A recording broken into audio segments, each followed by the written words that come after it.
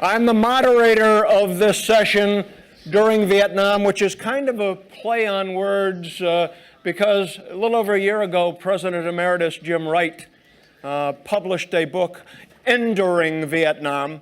It concentrated on the year 1967, although it talked about some other things. Jim made a trip over to Vietnam as he was preparing to do that book, and he took a couple things with him. He went to the places where Billy Smoyer and Dunk Slay, both 67s, were killed.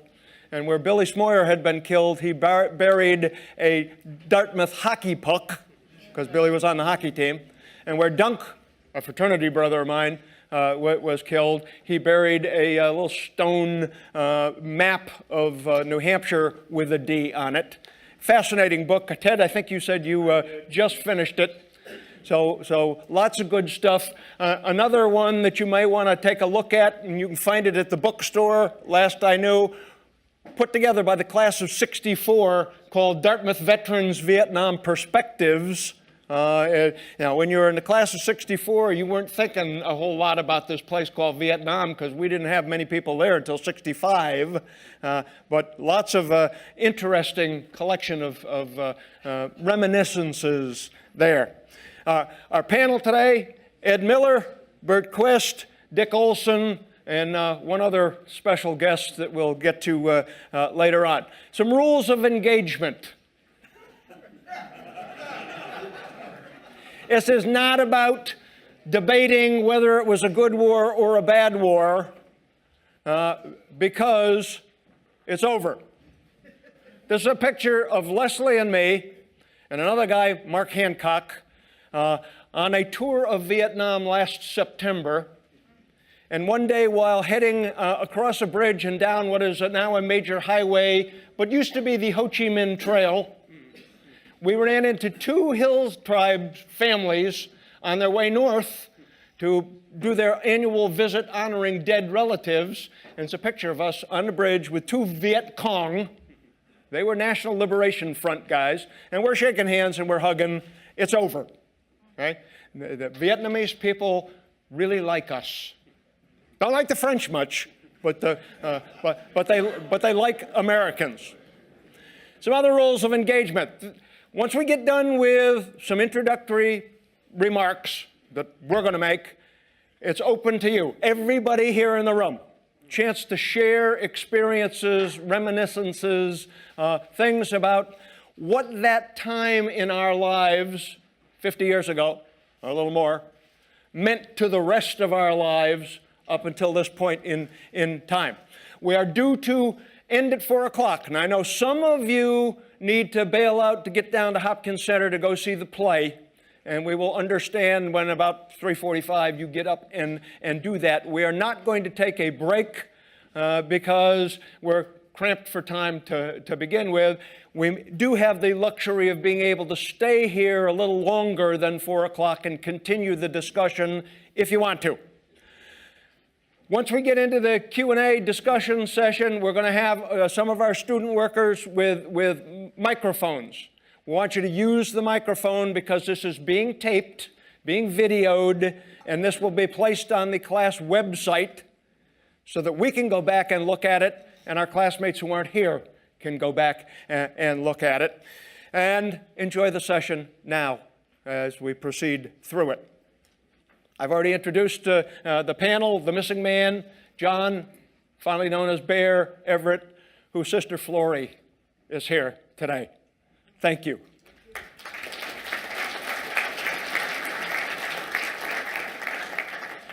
Let me invite Ed Miller up here. Now, Ed is a history professor here, teaches a very popular course on Vietnam. You can tell by looking at him that he probably didn't serve there 50 years ago.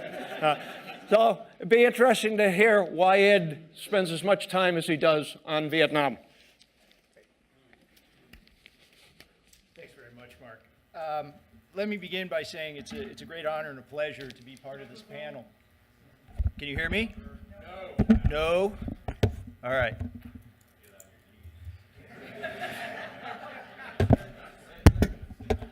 How about now? Better? Okay. As I was saying, it's a great honor and a pleasure to be here today, to be part of this panel, and to be a little part of your reunion.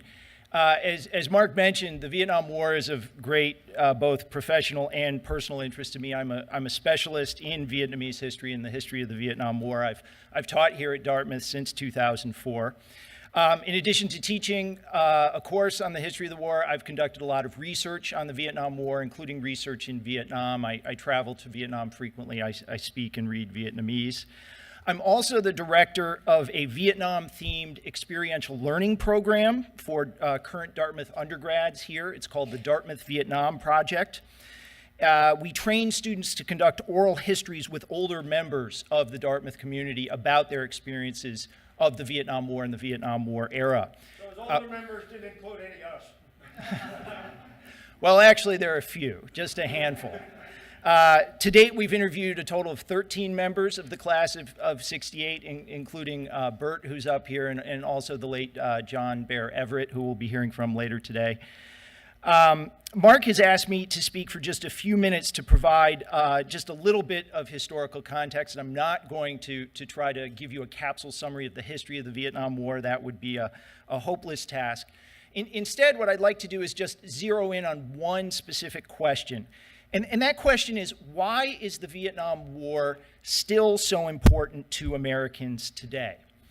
And the answer to this question is not self-evident, at least not to me.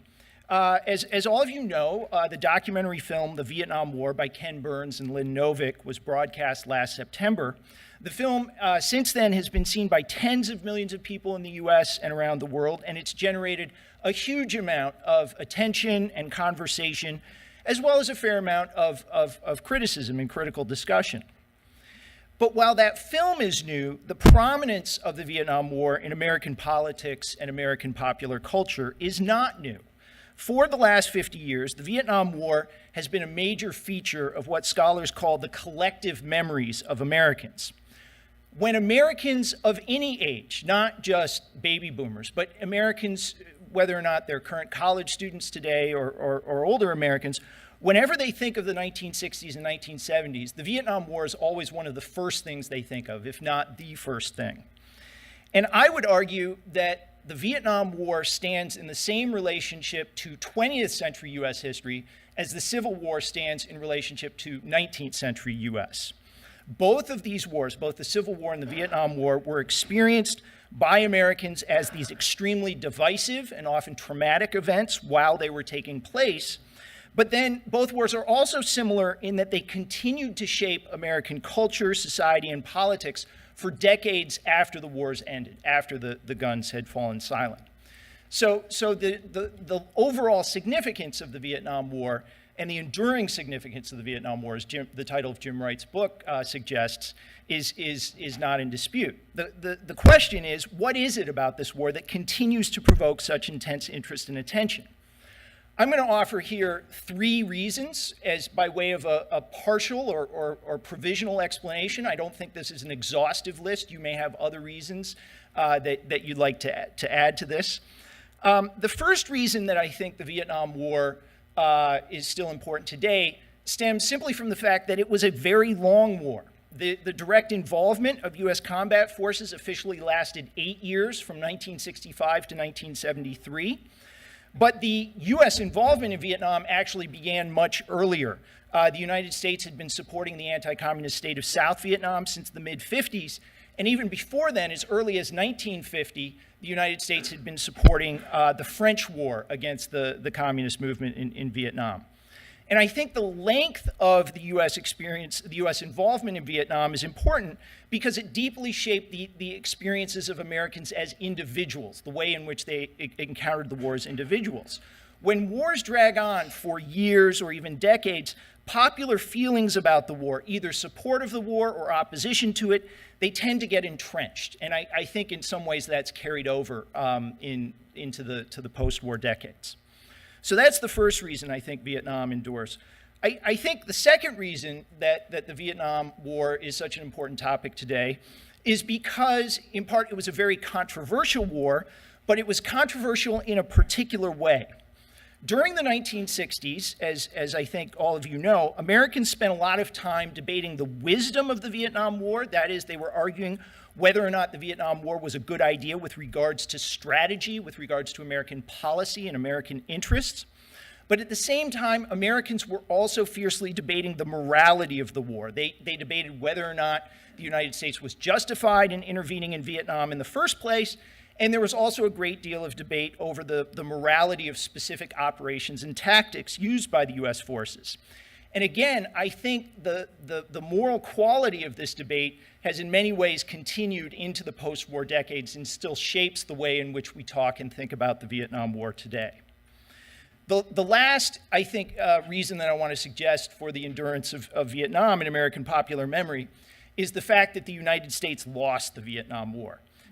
This is sometimes a little bit of a surprise to some of the students in my class, not all of them, but I tell them that on the first day, you know, spoiler alert, this is not going to end well for the United States. The United States pulled the last of its combat forces out of Vietnam in early 1973, but the war between North and South Vietnam continued for 2 more years until 1975, until at that point the South Vietnamese state collapsed in the face of a North Vietnamese offensive. And the result of this was that North Vietnam won the war in very total and overwhelming fashion, and the US and its South Vietnamese allies lost. And the ignominy of this defeat was really compounded by the evacuation of the last Americans from Saigon in the spring of 1975. I'm sure all of you remember the photographs of the helicopters flying people out of Saigon and then having to be pushed over the edges of aircraft carriers because there were so many of them and they needed to make room for the next flight of helicopters coming out. So for me, these 3 reasons that I've given here are at least a partial explanation of why the Vietnam War is still such an important topic today, and why I think it's so important for us to have conversations like this, to be able to continue to talk about the war. As a historian, I think there's a lot to be gained from talking about the Vietnam War, from learning about the war and reflecting on it. And for me, a big part of this learning and reflecting is listening to the testimony of individuals who lived during the Vietnam War era.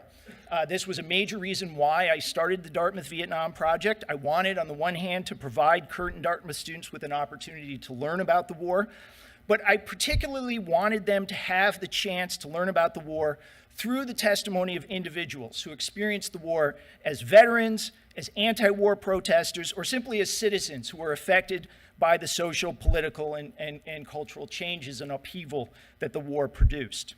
So all of this is by way of saying thank you very much for including me in the conversation that we're going to have today. I'm really looking forward to hearing the testimony of my fellow panelists and hearing from all of you. Thank you very much.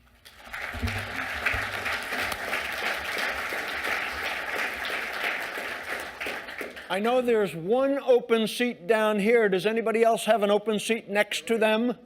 Okay, the one there, a couple over here. So if any of you don't want to be standing in the back for the next hour and 45 minutes, please take a seat.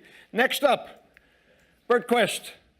Bert and I lived across the hall from each other in Richardson for 3 years. We both had Marine Corps fathers. We both went into the Marine Corps. Bert was getting to Vietnam just as I was leaving Vietnam. And he may be the senior ranking military officer in our class, or pretty darn close to it.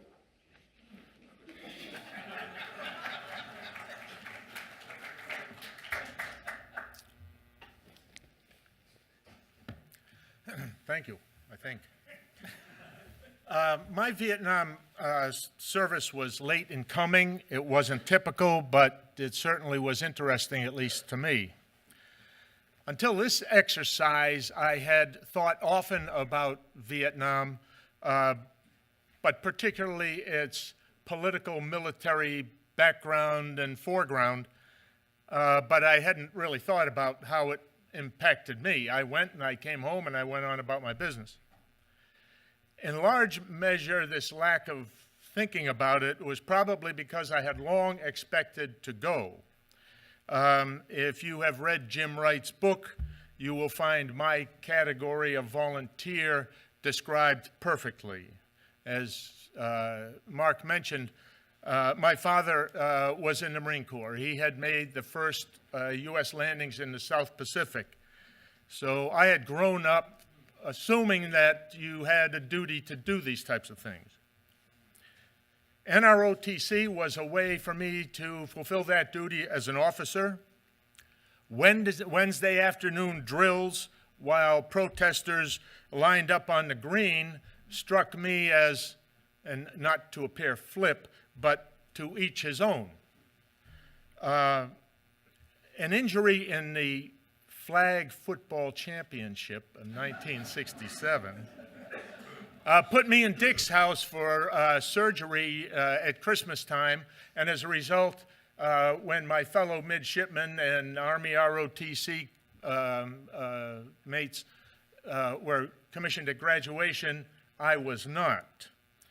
By the time I arrived in Vietnam, I had been commissioned, I had completed grad school, I had gotten married.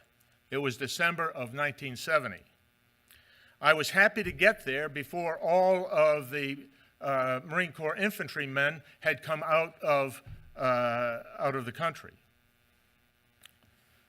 On arrival, I was assigned to the 2nd Combined Action Group, 2nd CAG. It was exactly what I had hoped for. Vietnamization was by this time well underway, and having read about the Combined Action Program, or CAP program as it was known, I figured it'd be one of the last ground operations to be shut down. So I need to, because it plays a big part in what I want to say, I need to explain a little bit about this unique military program. It was the Marine Corps' effort to clear and hold populated areas. The program was very contentious because it ran contrary to and took manpower from General Westmoreland's search and destroy strategy. The concept was to improve the ability of the Popular Force militia. These were the part-time, poorly trained soldiers at the lowest end of the Republic's military. By assigning a squad of Marines, reinforced with some extra communications and a Navy hospital corpsman, to the local Popular Force platoon, the PFs, as we call them, would provide the Marines with local intelligence, and the Marines would provide firepower, comm support, access to medical evacuation, and some on-the-job training. The Marine squad was nominally led by a sergeant. The combined unit of PFs and Marines was called a Combined Action Platoon, or CAP. Each operated in an area of about 2 square kilometers. This was small enough so that the Marines could know very well the locale and get to know very well the population. All the CAPs in a single district answered to a combined action company at the district headquarters, where the Marine captain in charge of the company dealt directly, for coordination purposes, with the district chief. Similarly, all of these combined action companies answered on the Vietnamese side to the province chief, and on the Marine Corps side, the Marines answered to the lieutenant colonel who commanded the Combined Action Group, and hence 2nd CAG, which was the unit I was in.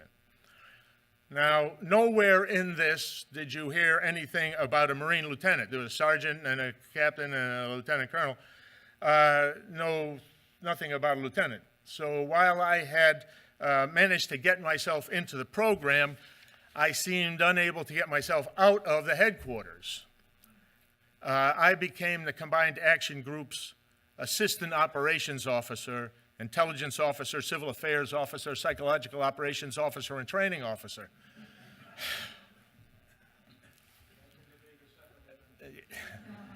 This is what we loosely call being an SLJO.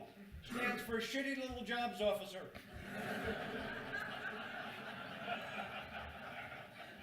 In all truthfulness, it turned out in the end to be a great opportunity because it got me, in my various hats, out and around the countryside to see and participate in a wide variety of activities.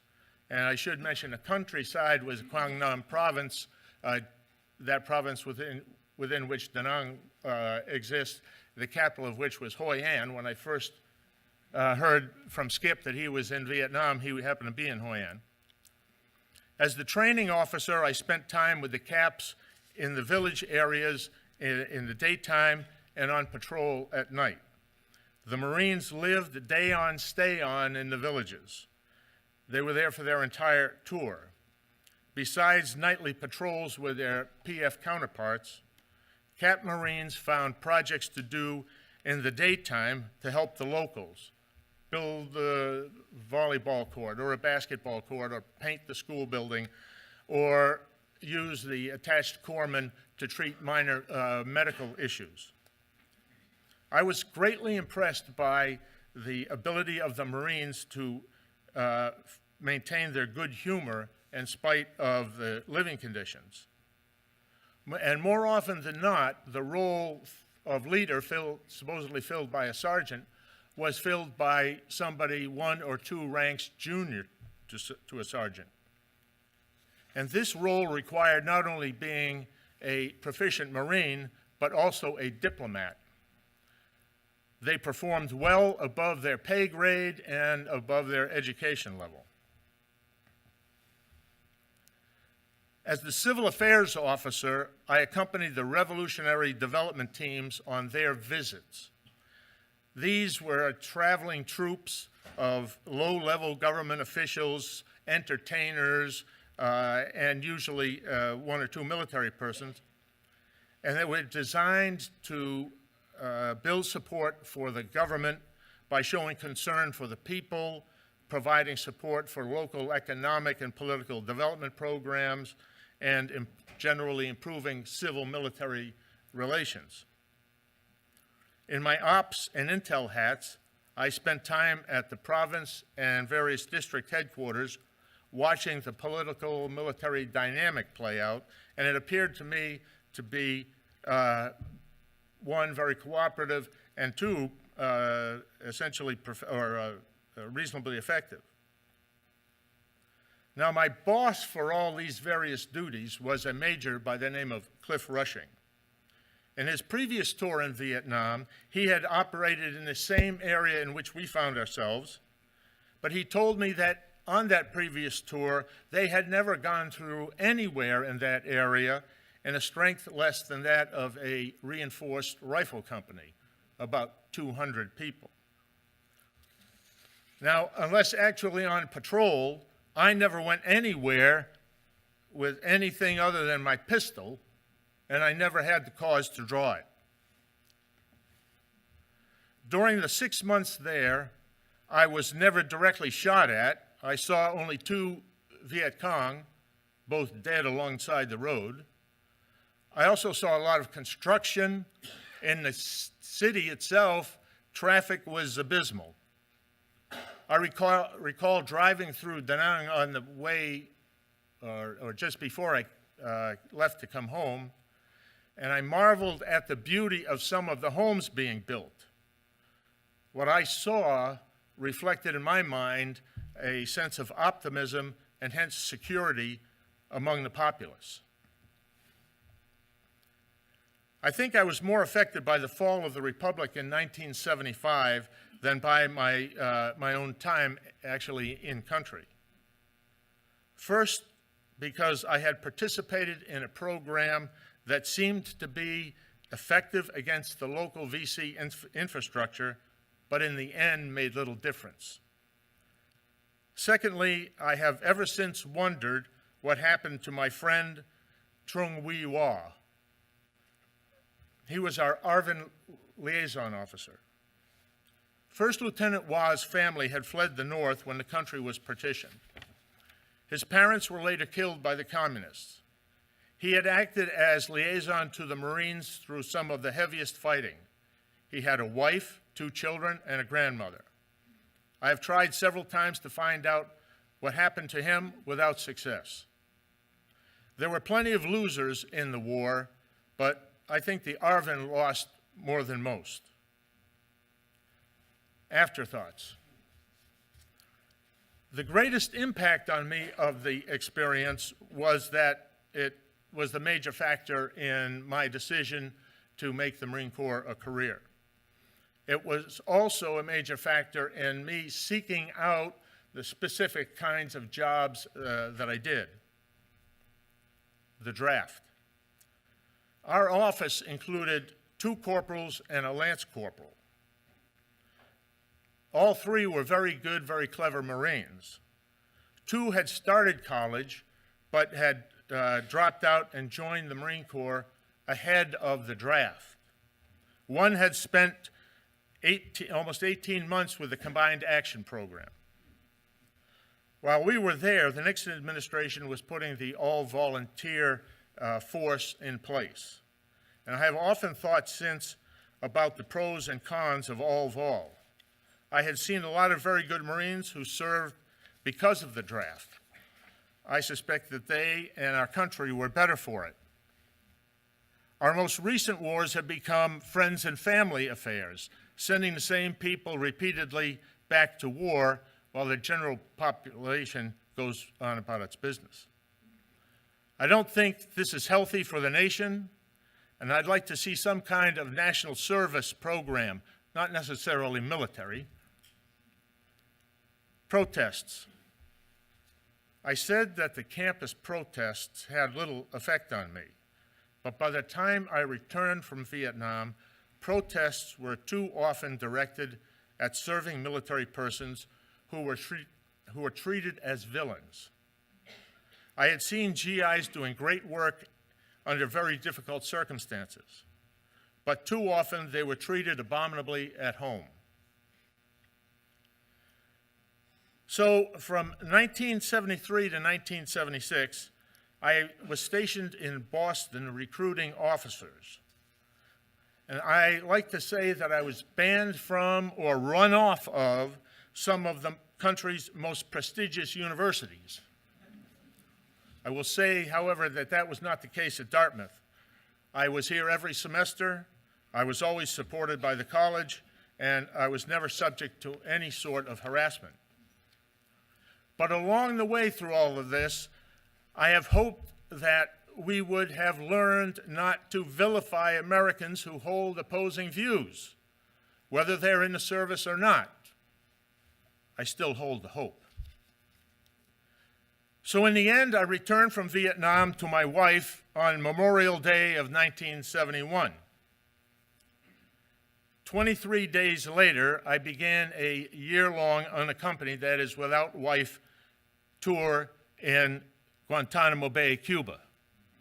Who says the Marine Corps doesn't have a sense of humor? Thank you. That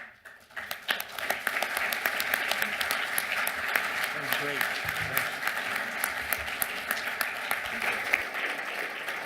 Thank you, Bert. At the same time, Bert was an OSO, an officer selection officer in Boston.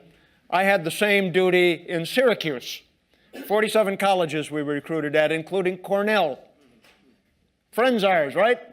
Had a dress blues in our wall locker worn by the officer in charge right before I got there, who had been down at Cornell to swear in a couple of people, and 4 young ladies, using the term loosely, threw 4 gallons of paint on him.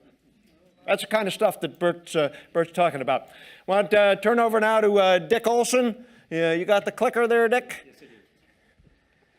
Dick was in the Army, so now we got another branch of the service involved, and he went to Vietnam a week or 2 after Leslie and I got home last fall. Right, as a civilian. I want to talk about several different things. I was active in the anti-war movement at Dartmouth, and then I went into the Army. The draft was breathing down my neck, and I enlisted for Vietnamese language school, which might seem like a strange place to go, but I spent a year in Monterey learning Vietnamese. But let me get into the rest of the story. And the overview is, in November, my wife and I went with a group of vets and their spouses and friends to Vietnam on a trip of reconciliation. We went with a guy named Dr. Ed Tick, a psychotherapist who works with soldiers who have got post-traumatic stress syndrome. And I'm not, let's see, there I am. Okay, Vietnam. There's my first protest at Dartmouth. You know, when I came to Dartmouth, I came to Dartmouth from a high school in Iowa. I had been head of the Young Republicans. This was not what I expected to happen. But that summer, there was the 1964 convention.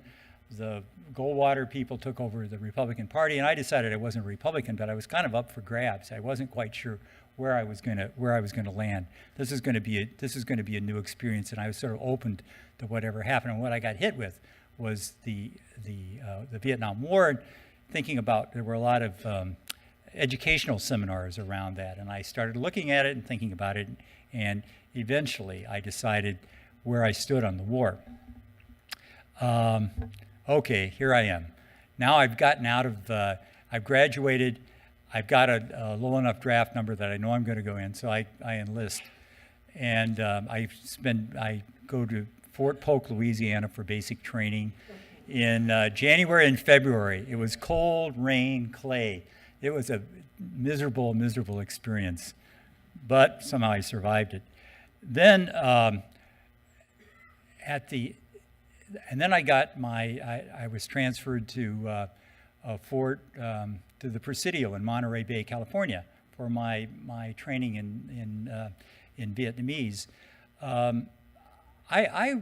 I decided that I was going to continue to be active against the war, and I was going to continue to be an activist. In some ways, what I did in the Army was what I'd been doing at Dartmouth.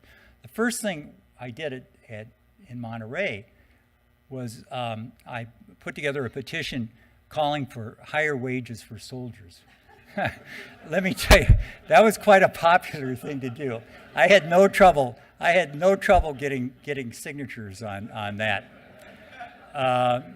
And it was an interesting experience. I got to meet some Vietnamese. Vietnamese were our instructors. I got to enjoy Vietnamese cuisine. I thought it was very attractive. But I still didn't know what was going to happen. So at the end of my almost a year in Monterey, I get my orders for my next assignment. My orders were to go to interrogator school. And based on what I thought about the war, I was not going to do that. So at a certain point, I told the Army that I was not going to go as an interrogator. Well, I didn't know what was going to happen. Maybe they're going to take my ass and throw me in the stockade. Maybe they're going to ship me off on the first plane. I don't know. I didn't know. But in the end, what they did was, I was lucky. I'm not quite sure how it happened, but they sent me to a civil affairs unit in North Carolina, which had slots for linguists, and that's really where I spent the last year and a half of my term of service. While I was in Fort Bragg, I was active in the anti-war movement. The Army took the position that everything that happens in the bigger society is going to happen in the Army. If there are racial problems in the society, there are going to be racial problems in the Army. If there is drug use, and I can tell you a few things about that, in the outside society, there will be drug use in the in the Army, and that was basically the attitude that the Army took, and that was what I experienced. There was a anti-war coffee house. There was an anti-war newspaper called Bragg Briefs.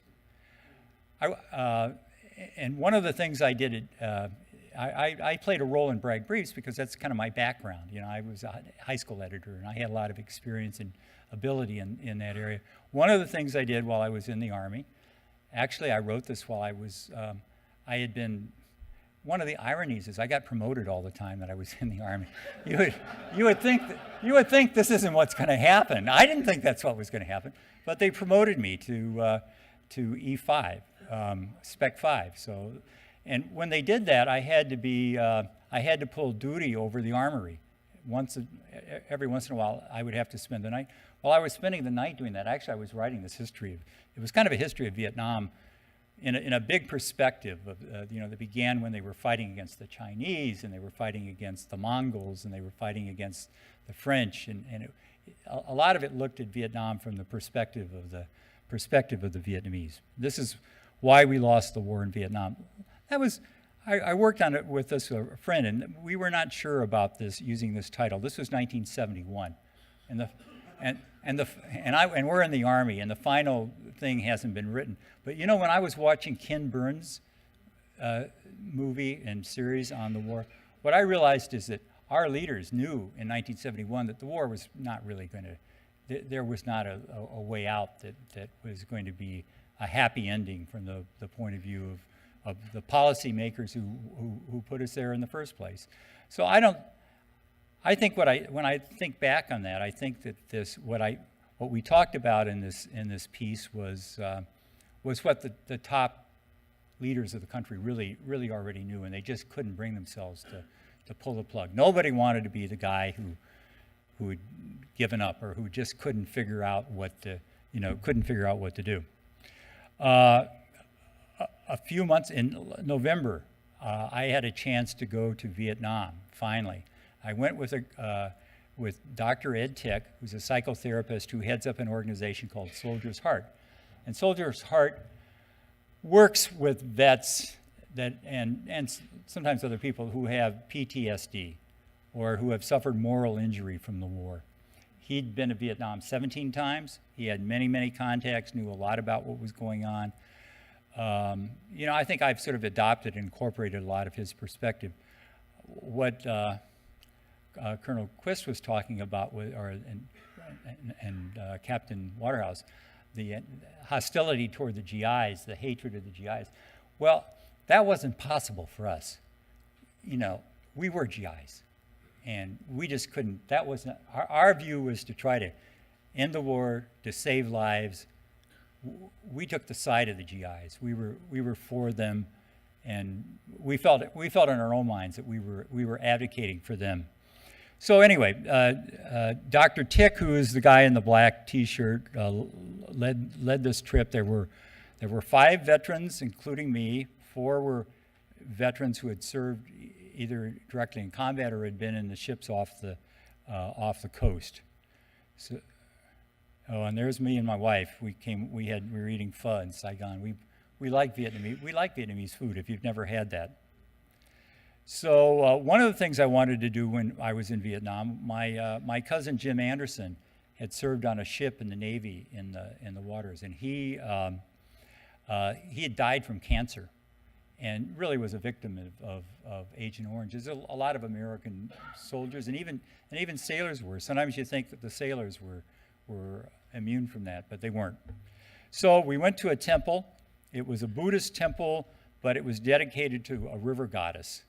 And in this temple, I bought a spiral of incense and lit the incense, and it was hung from the ceiling. And the first picture that I showed was all that incense hanging from the ceiling.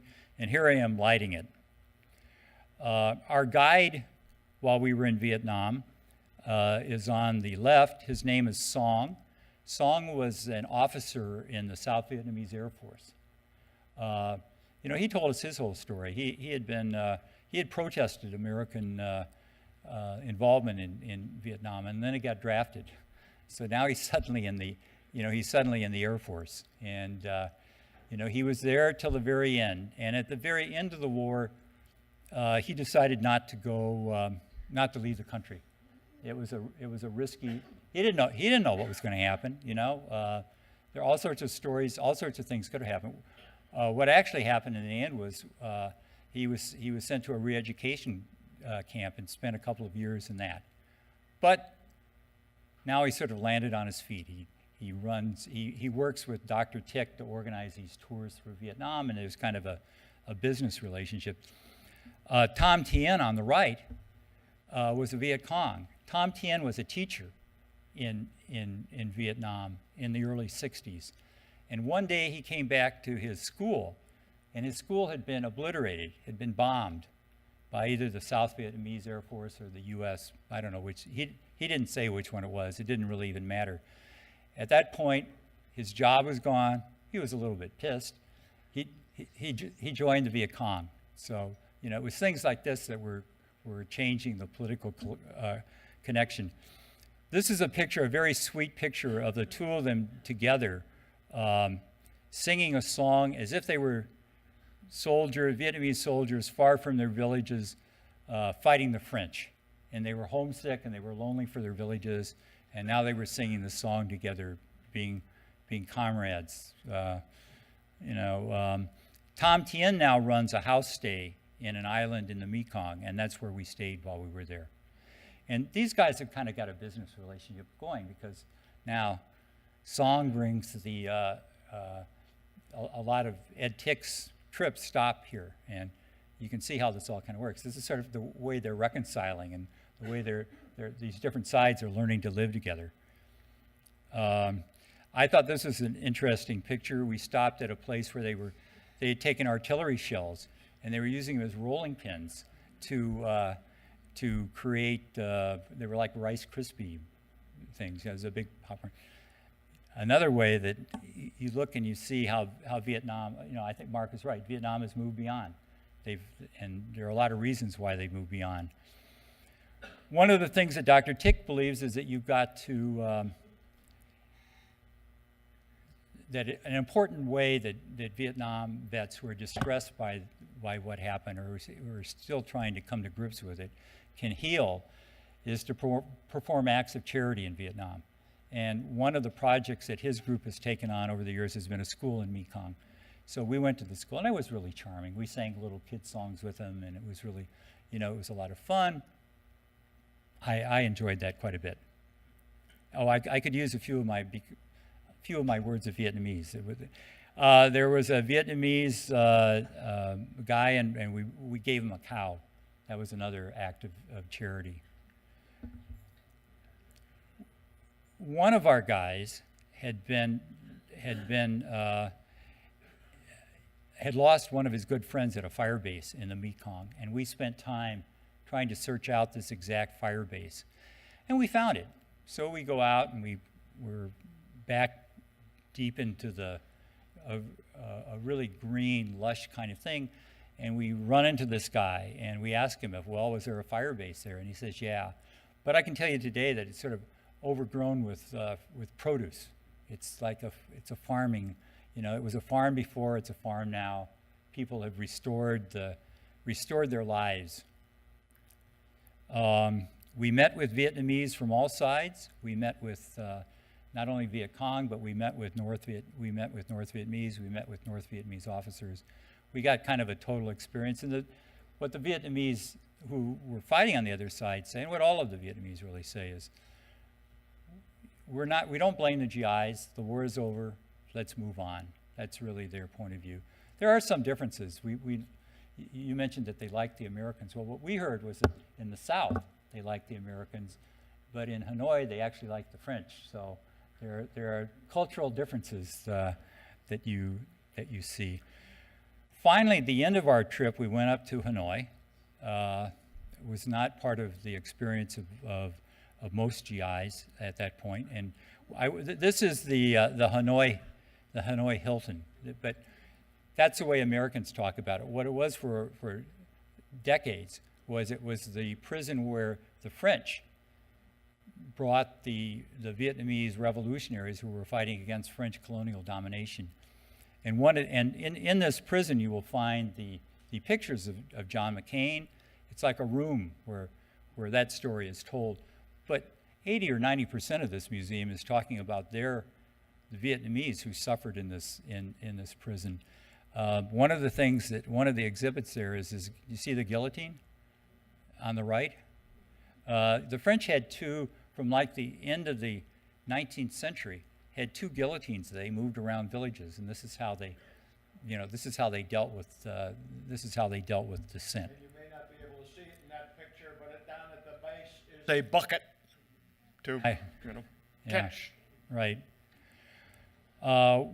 One of the people we saw in Vietnam, because Ed had done this trip for so long, was a guy the family of Mr. Tiger. He talked a lot about Mr. Tiger. Mr. Tiger was somebody who had fought all his life, basically. He had fought the French, and then he fought the Americans. And he had died, he was in his late 90s and had died a year or two before we got there. But this was his son. Now, his son was injured in Cambodia, because after we left Vietnam, the Cambodians were run by a guy named Pol Pot. And Pol Pot was a terrible person. I mean, he drove the people into the countryside. He thought, you've got to get rid of the teachers, you've got to get rid of the intellectual class, you've got to get rid of the officers of the old Union. That wasn't really what angered the Vietnamese. He also went after the Vietnamese. There were Vietnamese ethnics inside of Cambodia. And Pol Pot was wiping them out. He was exterminating them. And at a certain point, Vietnam said, well, the hell with this. And they invaded Vietnam, or they invaded Cambodia. And in a matter of a couple of weeks, they had won, and Pol Pot was on his way out. This is something that a lot of Americans don't really know. I think we lost interest in Vietnam once we left.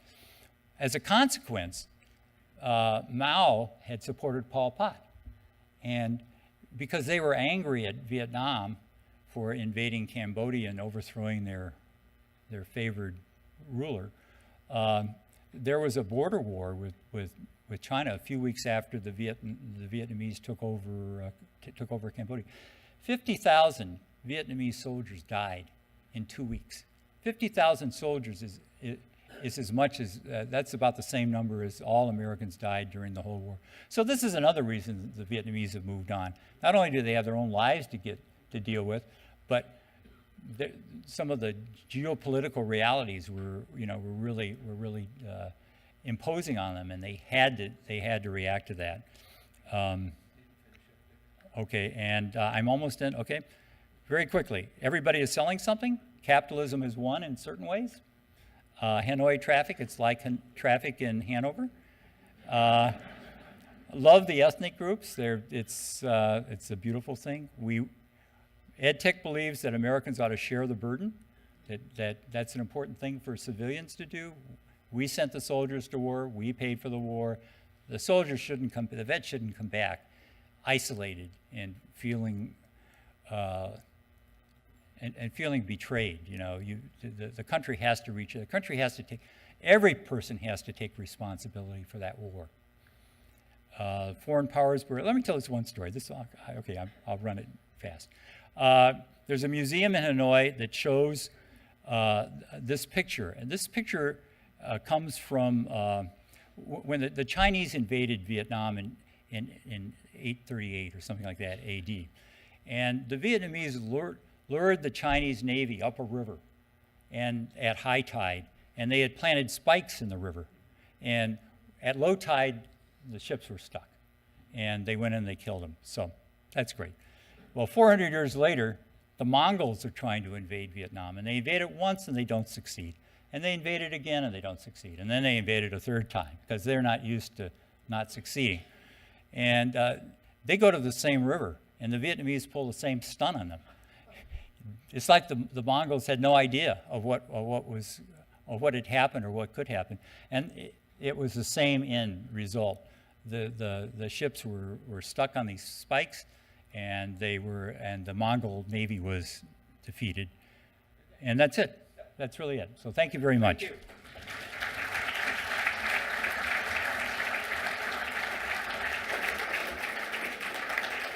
you. We have one more presentation before we get into the open discussion.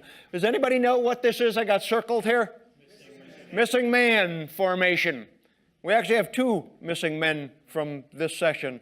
One was Ted and my roommate, Dave King, who was on our planning committee to put this together. Dave was in Vietnam, served in the Army in Long Binh. You met Diane, his widow, this morning if you were at the memorial service. Our other missing man is the previously mentioned John Bear Everett. John was one of the people that was interviewed as part of Ed's oral history project here. The interview of Bear is not quite 47 minutes long. So I had the dubious distinction of trying to edit that down to a workable 12 or 13 minutes. And you'll see a little bit of jerkiness. It's not because we cut out important content. It was because we needed to cut out some pregnant pauses, some thoughtful staring into space, some ums and ahs. But here we go with John Bear Everett.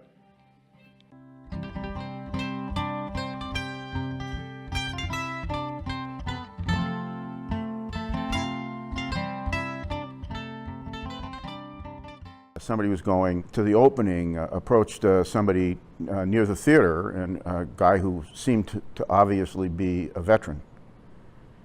And the fellow engaged the veteran in conversation, told him why he was there, and asked him if he were going to be going to the opening of Oliver Stone's movie Platoon about Vietnam. And the fellow replied, "No, I'm not. I appeared in the original Roadshow."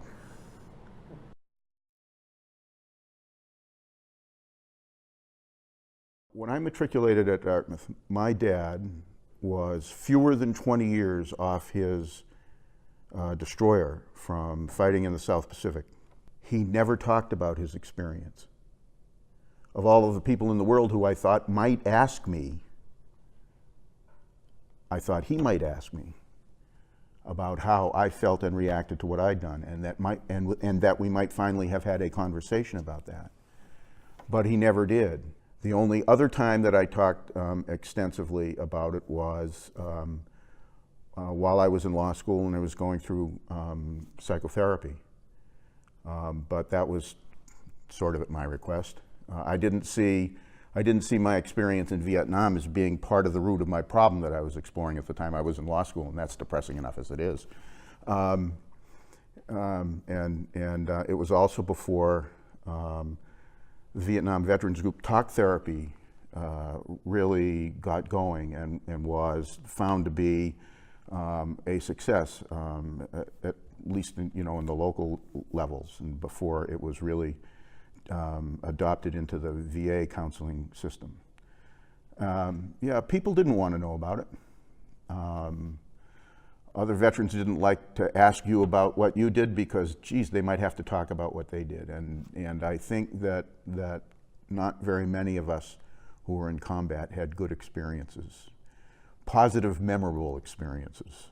And so, yeah, very little discussion. And the only other time that I was asked to talk about it was, as I was telling Professor Miller, a project that came out of my classes, 10th, 15th, maybe 20th reunions, when we reviewed the results of MMPIs, Minnesota Multiphasic Personality Inventories, that were taken during our freshman week here at Dartmouth, that were discovered in boxes tucked away in the attic of Parkhurst Hall.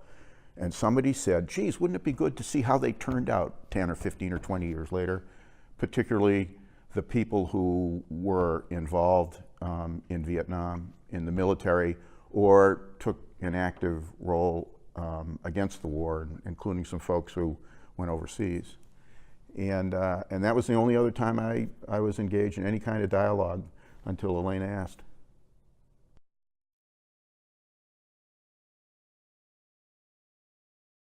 It's hard for me to describe.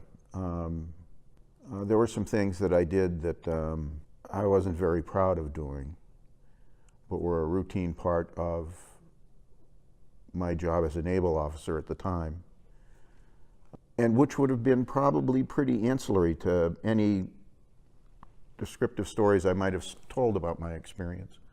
And all of these years later, when I've had the opportunity to process that internally on a number of occasions, starting back with when I went through therapy while I was in law school, it was a good and positive experience to be able to talk about it with someone. I don't specifically remember whether I had this part of the conversation with Elena, but I think I did. But it wasn't cathartic because it was not the first time I talked about it. I talked about it in therapy and with the analytical framework that I had then. I've contemplated it many a time since, when there might be an anniversary of something that comes up, and you go, oh, well, you know, I mean, back when I was in country, we did this, and you know, is the way that I think that I've dealt with it so far still a good and positive outcome? Do I need to re-examine what I felt about it, how I dealt with it? I'd been down that road a little bit before I spoke to Elena. So telling it in that kind of a circumstance, or retelling it here if you were to specifically ask me, would not be cathartic, but it would be a, you know, a good and positive experience. I'm happy that I'm able to talk about it with some perspective and even some detachment now.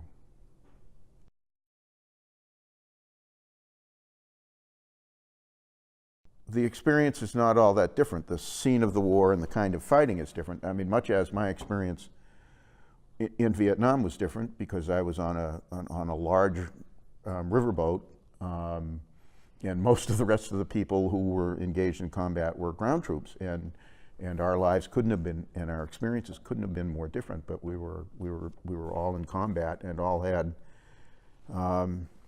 our own unique emotional responses and reactions to it. And it's important for the historical record to gather all of that information and have it saved in a place where it's accessible to the public, to future history students, because who knows, maybe somebody will read it and study it, and what they're able to take from that record will be able to change the course of conduct of this country in the future, in avoiding a war and sending young men and women off to die because old men and women can't make up their minds about what's important.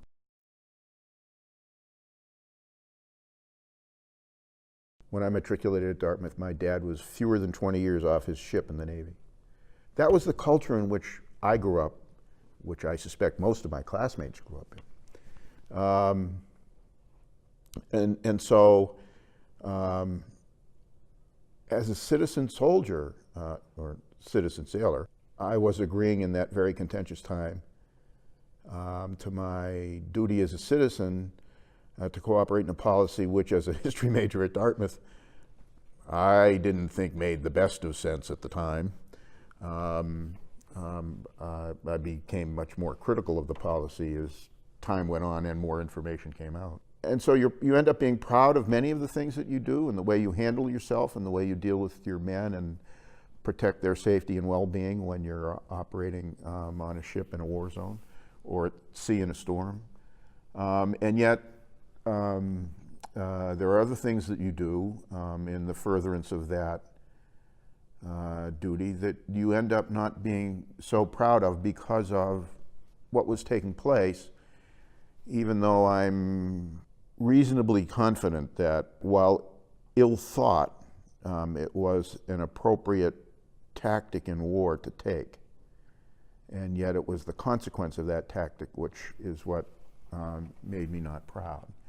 On the other hand, when we were engaged in firefights with bad guys, I don't have any qualms about doing what we did, protecting ourselves, protecting our allies,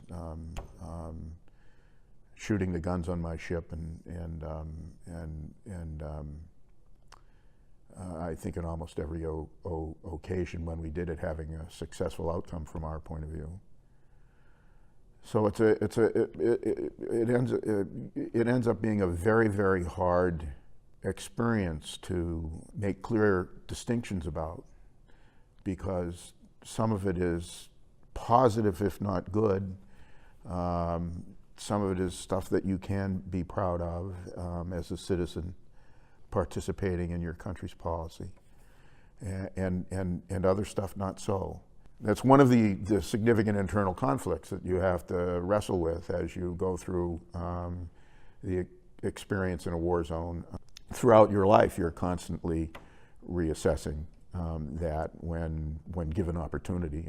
These are not things that I dwell on, but as I said, sometimes there's an anniversary of something, some other event occurs out in the world, and it reminds you of an experience that you had, and so you go back and think things through again, and you come out to, you know, some sort of endpoint.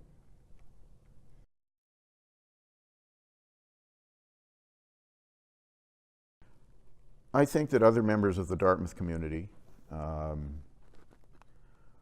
who may have some experience or memory from their activities surrounding the controversy about the Vietnam conflict here at home, or in the service during the Vietnam War, or with their experience after the fact, after they came home from the war, or the controversy died down through the passage of time.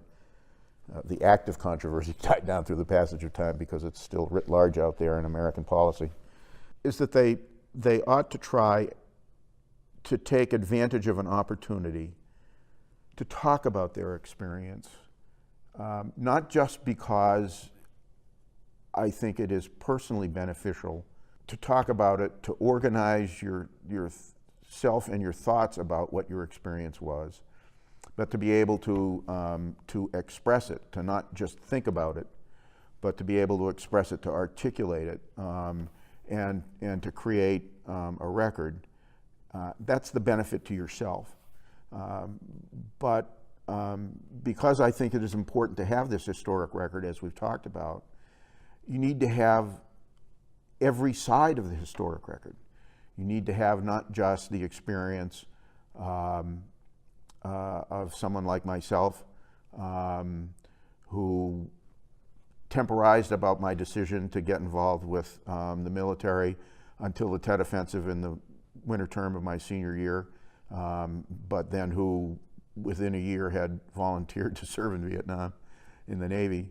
But folks like one of my friends who is still living in Canada, one of my friends who went to Canada and became a university professor, well beloved at I think the University of Manitoba, and has since passed away.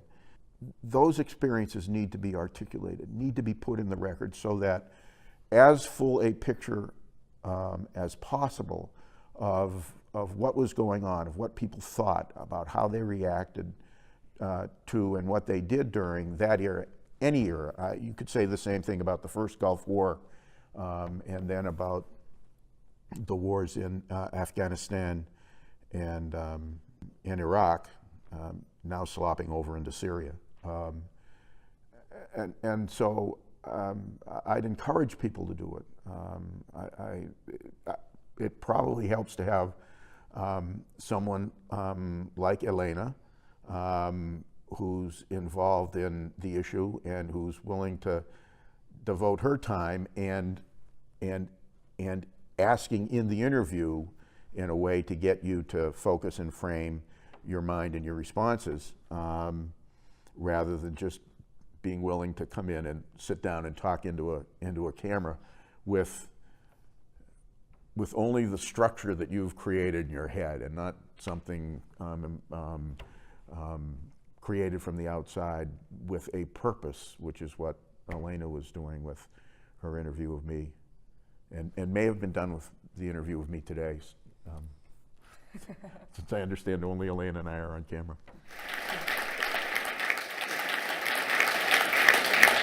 Flory, thank you for having a brother. Are our microphone runners here? We got our student microphone runners? Yes? No? Okay, good. Now is the time to do as Bear suggested, and that's share experiences. Okay? I'm going to prime the pump by sharing two really short experiences on how my Dartmouth life and my Vietnam Marine Corps life intersected. Now, you have heard folks address me as Mark. You have heard folks address me as Skip. When we were here, I was Skip. And I've been asked the question many times, how come you changed? Right? Always being the Dartmouth-motivated overachiever, on the day I was supposed to report into officer candidate class, otherwise known as boot camp. We were supposed to report in anytime between 0700 and 1500. I got there at 0658. First guy there. A couple of minutes later, another guy walks in. He says, "Hi, I'm Frank Vaughan." And I say, "Hi, I'm..." And suddenly have this vision of spending the next 10 weeks skipping. And I became Mark on the spot and have been that ever since. Second story, I get to Vietnam, having spent about 4 months on Okinawa with a Marine Corps combat engineer platoon. I report in, get there on a Sunday, just in time for the weekly steak bake at the Officers Club, which was a Quonset hut full of shrapnel holes. And the colonel, who was the officer in charge of the battalion commander, says, "Lieutenant, I want to see you in my office at 1900. I had been a first lieutenant for all of about a month, okay? So banging on his door, report in, he's got my record jacket, and he says, "Normally I like to give my new lieutenants a platoon out in the field, but I see you already had a platoon on Okinawa. Our battalion intelligence officer is leaving in 3 days. I find myself in need of an intelligence officer. I see you went to Dartmouth. I presume you're intelligent. You're it."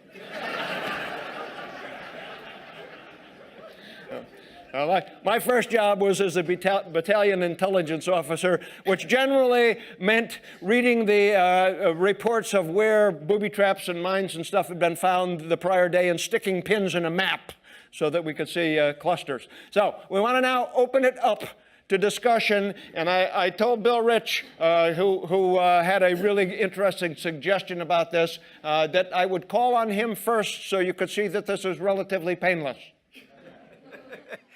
That, of course, wasn't my suggestion. I was enlisted to say something about Robbie Peacock, and Mark said, "Oh, I'll have you go first." But I have to say, seeing the movie, I fully expect the doors to open and Bear walks in. And of all of us in the room, there may be somebody else, but I may be the only one who made it to Bear's funeral. And at the end of it, I went up to his niece and said, "You can measure funerals by the number of tears that are shed. Today, it was buckets." And in her eulogy, which has appeared in our newsletter, her final comment was about Bear, but most of all, he was kind. And very fitting. So in making comments about Robbie Peacock, a lot of us would say, "Oh, he's the best guy." And there's a risk of that. You know, what if Harry was not such a great guy? That doesn't mean we're happy that Harry died and you know, not Robbie. It's just that we are particularly anguished when somebody like Robbie is missing. Mark, if you will allow me, I'm going to take 1 minute to explain why I'm late. I was leaving lunch and I heard Billy Rich, and this guy comes up, and it's Frank Idelman. Frank has had 2 near-death experiences, one with a massive heart arrhythmia where he crawled into his home, called the police. They couldn't find him because he was on the floor until he kicked open the back door and they were able to get him to the hospital. He's a heart surgeon. And the second one was that he had, wrong medical term, but a massive case of septosis. And it's the situation where basically all the organs are shutting down. His weight dropped below 130. He could no longer walk. He survived it miraculously, and he's making his way back. And living, this is one of the best guys. Is the Robbie information, Jenny Gargano's and the movie, is that posted on the website? I don't believe it's on the website yet, but it will be. We're creating a Vietnam corner of the class website. So Wells Chandler, who obviously was on the lacrosse team with me and Robbie and others, he somehow found this really nice painting of a Dartmouth lacrosse player. making a very successful move against a Cornell player, which didn't always happen. But it did in the painting. And in the category of no good deed goes unpunished, Wells gave it to the then lacrosse coach. And we were waiting and waiting for a celebration, and there never was one. And we think it's either behind a filing cabinet or hanging behind a door. So maybe that portrait in memory of Robbie will appear. If we all remember our convocation, and John Sloan Dickey said, "You will never again be as nice." I distinctly remember that, and I thought it was a little odd, but I came to figure out what he meant by that. Well, there was at least one member of our class who was as nice, and that was Robbie Peacock. I don't think there's any person in our class who remained as innocent and in a good way naive as Robbie. He joined Theta Delta. The only reason I can figure that is opposites attract. I'm looking at Jeff Hinman laughing. He carried a glass or a cup of water around at the parties so that he would be seen to be drinking, but he never drank. I don't believe he engaged in stair diving. I know for a fact that I was there until somebody threw bullets into the raging fire in the basement of Theta Delta, that I don't believe Robbie was there at Giff Foley's farewell party. So what was it about Robbie? He was perfectly literal. If you told him, here's the task, he would do it. And I made a suggestion in Jenny's interview. I was really torn because I didn't want to sound like I was something negative about him. But on the lacrosse field, his moves were perfect. But he didn't have the killer instinct. And I don't mean that to relate to the military, but honestly, I don't know how he engaged as an airman. The Richard Parker segment may capture Robbie's change perfectly, or it may be some projection. And I just want to say from my thoughts, knowing Robbie, that I think he was fully on board serving. I think he was dedicated to his country. He wanted to follow the path of the family. And, sadly, he didn't make it. The story that I think is easiest to tell about Robbie is, many of you have heard it, but I think it comes from Dana Waterman. Somebody said, well, Robbie, tell us about some of the customs in Hawaii. What's different? And he said, oh, there's many. I mean, like when you take a girl out on a date, the first thing you do is give her a lei.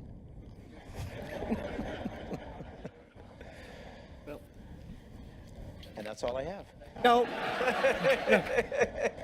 You haven't even gotten to the part where you were going to talk about the interview that we're going to post on the website. And the write-up by was it a high school student in Texas or something that did a write-up about Robbie. So. Well, there was the movie. Yeah. And I actually don't know who made the movie. Jenny Gargano did a very nice piece for the Jim Wright course, I believe. And it captured beautifully a sense of a lovely young man and an innocent young man, and taken properly, a naive young man, but just the most lovely guy. You have to be naive to join Theta Delta. I think we all. Thank you, Bill. Now, we want to open it up. We would like you to keep it short so that as many people as possible get to participate. And please use the microphone because this is being recorded for later use. Bob Tannenwald. Bob Tannenwald? Dan. Stan? Sorry. Sorry. So I had a terrible time trying to think of what to do. I always thought of myself as a moral person, and I was against the war. Was it just bad policy? Then I should go in. And then when they asked me to take the oath that said I would do anything, any order that I was given, then I would not take the oath, and then who knows, I'd be put in a stockade, they'd give me a dishonorable discharge, or maybe go to Canada. But I had many, many years struggling with the fact that what was really bothering me is that I didn't want to get my ass shot. And I ended up in a reserve program similar to you, Dick, where I spent an extra long time in the reserves, and I was trained in Russian, and I suppose that let me off the hook because I had to take tests to qualify for it. But that was what really going on, and I had to convince myself it's okay to be a coward.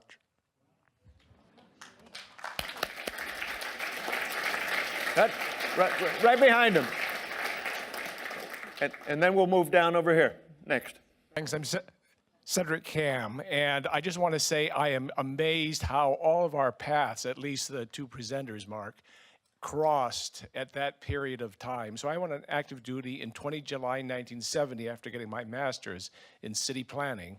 And in December, I was an instructor as a second lieutenant, an 03 slot at the U.S. Army Civil Affairs School, where I trained Marine lieutenants coming out of Cherry Hill. We ended up at Fort Bragg. Gary was in PSYOPs, and you were in Civil Affairs, Dick.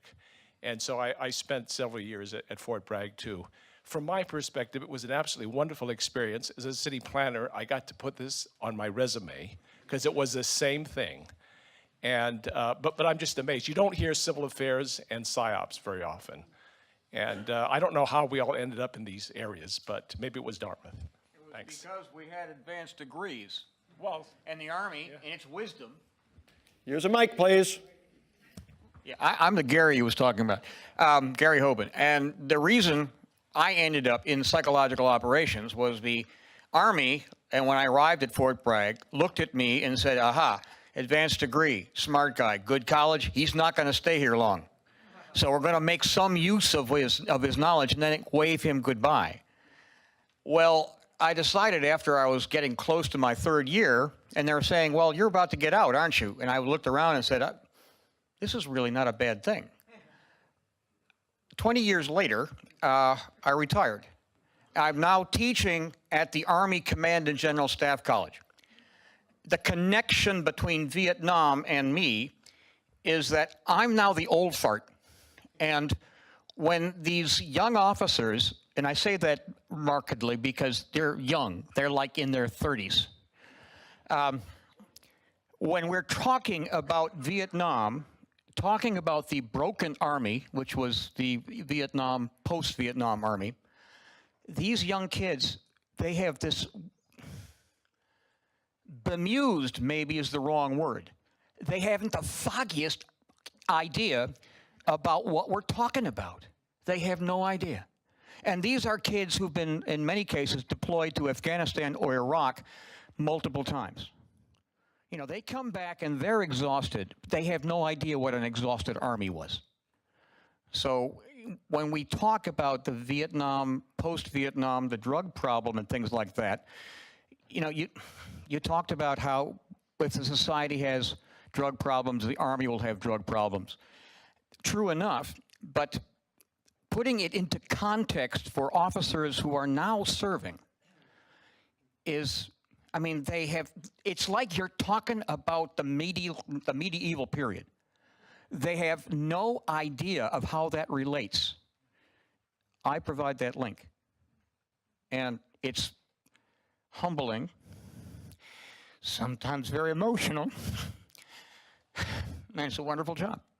And I thank Dartmouth for putting me in that, oh, by the way, ROTC commissioned and all that stuff. I did not go to Vietnam. I figured, as Cedric did, you know, it'll be there long enough when I get out of graduate school. This is not exactly what I was going to say, but in some ways,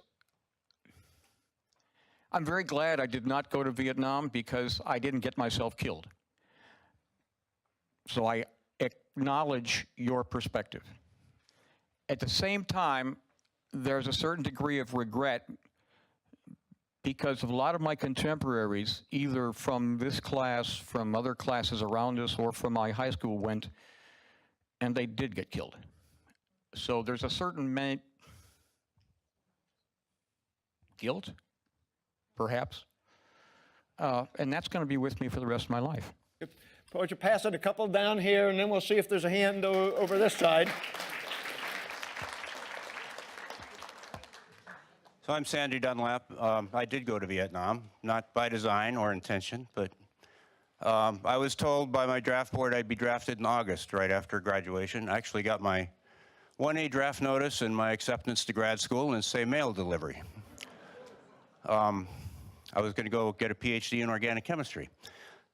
So I enlisted in order to have a little more choice, and I signed up for artillery because I figured if I just put artillery, artillery, artillery as my first three choices, I won't get in the infantry. And I was lucky in that respect. And I will say that there's always a little sort of guilt in the back of my mind that I was lucky enough to be in the artillery and not in the infantry. After I'd been in a little bit, I signed up for what we call the shake and bake program. You become, in my case, a Spec 5, E5 in 13 weeks, 8 weeks on the job, and then off to Vietnam. We knew we were going anyway. And I got sent to a little fire base called Hawk Hill, south of Da Nang, about 50 kilometers, and north of a town called Tam Kỳ.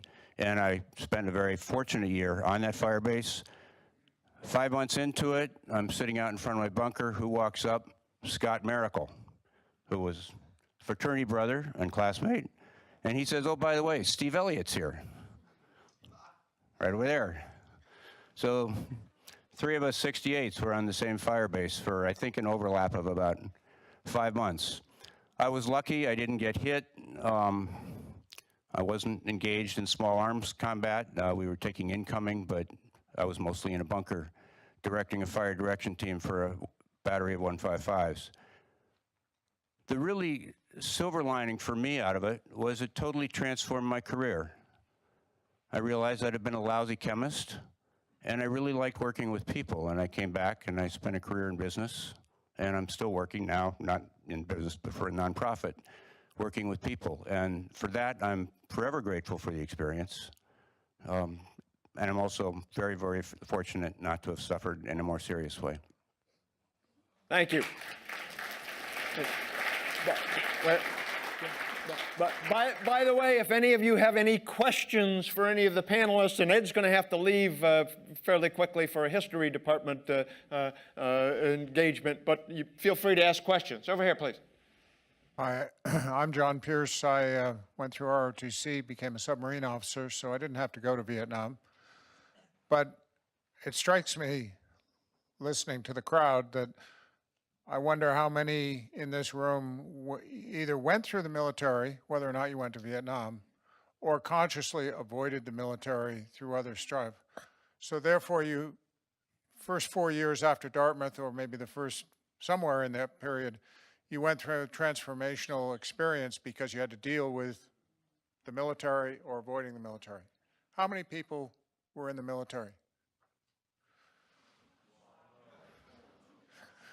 Pretty high number. And I think I'm often say the Navy taught me a lot about what I didn't want to do with my life, but it also gave me a lot of skills that I used later in life. Thank you. Over here. Got 2 there. Hi, I'm Tom Stonecipher. I was arrived in Vietnam. I was drafted before we graduated, got my notice, volunteered, arrived in Vietnam. Hold the microphone closer, Tom. Arrived in Vietnam as a second lieutenant with 30 days in grade. I was really smart and was in combat, but I want to move to something else here as we've talked about things. I wanted to say that I finally saw the Ken Burns documentary on Vietnam, and it defanged my anger. I said this to my friend Bob Queenie on the way over here. Because you had an opportunity to see how we had been deceived by our leaders. We had had a head of patriotism squandered from the Second World War. I, as a white-shoed lieutenant in Vietnam, I had a poor man's command of a platoon of 155s, and my crews were named Banks, Washington, Hernandez, Gomez. There wasn't a college boy among them. You know, there were guys who were offered the Army instead of jail, poor farm boys from Georgia with pictures of their dogs in their wallet and their cars. And I realize from this presentation, I'm mad as hell about how we got into Vietnam still. I fly a flag, I'm a patriot, but I am so disappointed and still so angry and unforgiving of Eisenhower, Johnson, Kennedy, Nixon, Rusk, and those guys. I don't carry it around as a white hot brick, but this gathering has made me realize how much they let us down. And I hope for me and for us, and especially our children, we are able to talk to them in a way where they can spot deceit and hypocrisy, and they can argue for a kind of honesty when it comes to American lives in wars. And we do not go to places, we do not send military men to Niger, Somalia, or maybe even Iraq, unless our interests and the interests of our children are at stake. Other than that, I'm a happy guy. Thank you.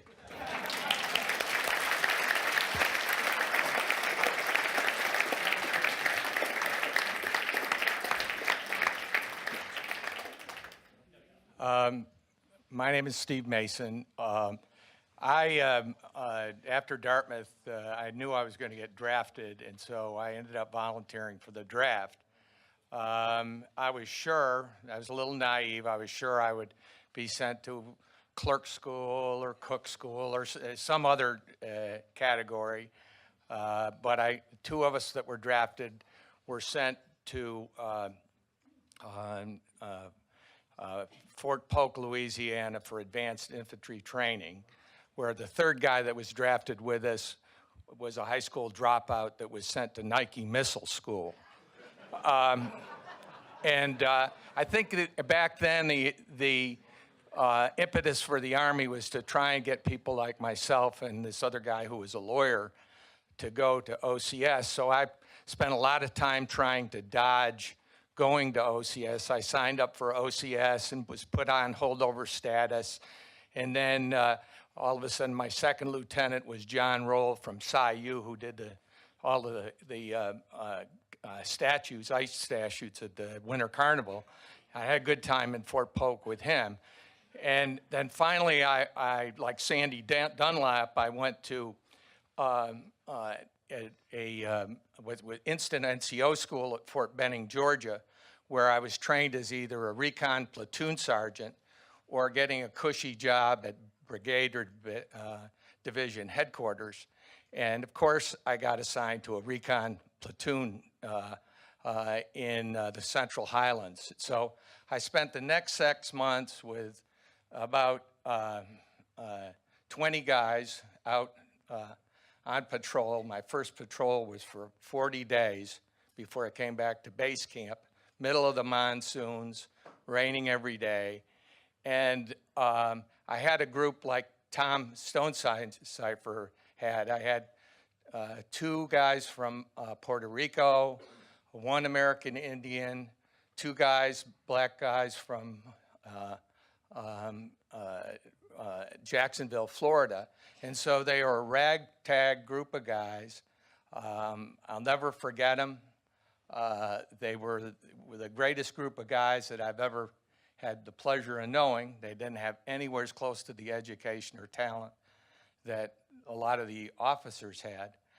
But I was an enlisted man. I eventually got an early out to go to law school. And I agree with Tom's comments about the war and our politicians.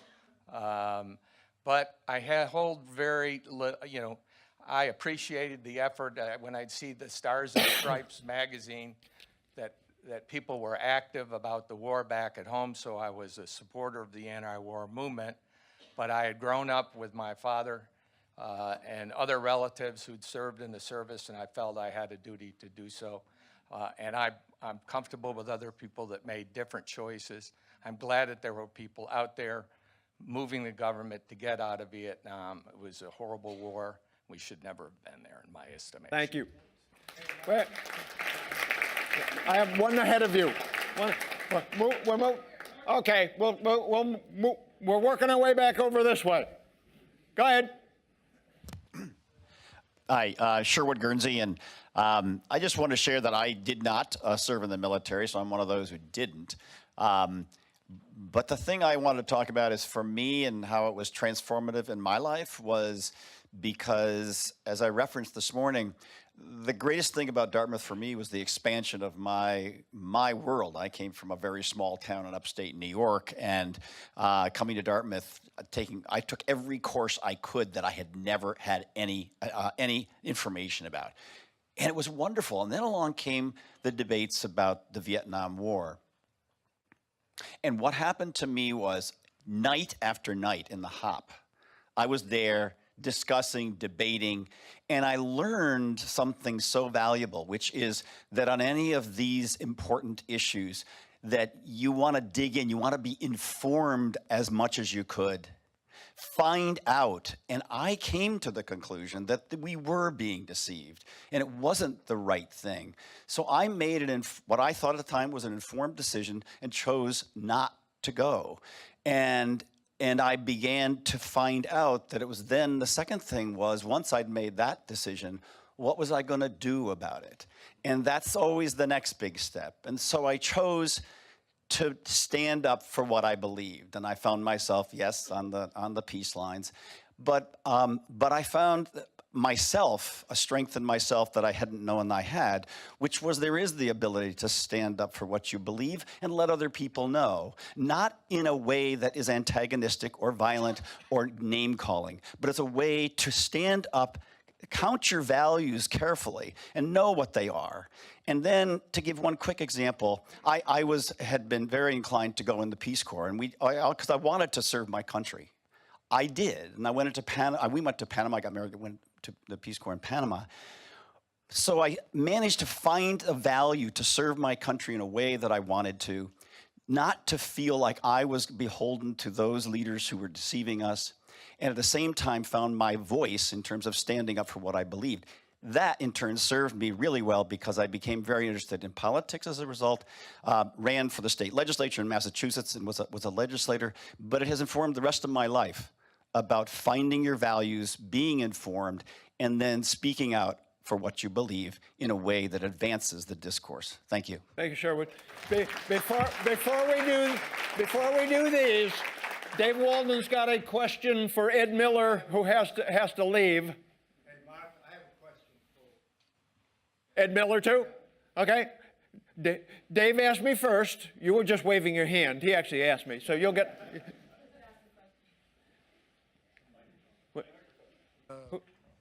Here comes Cameron.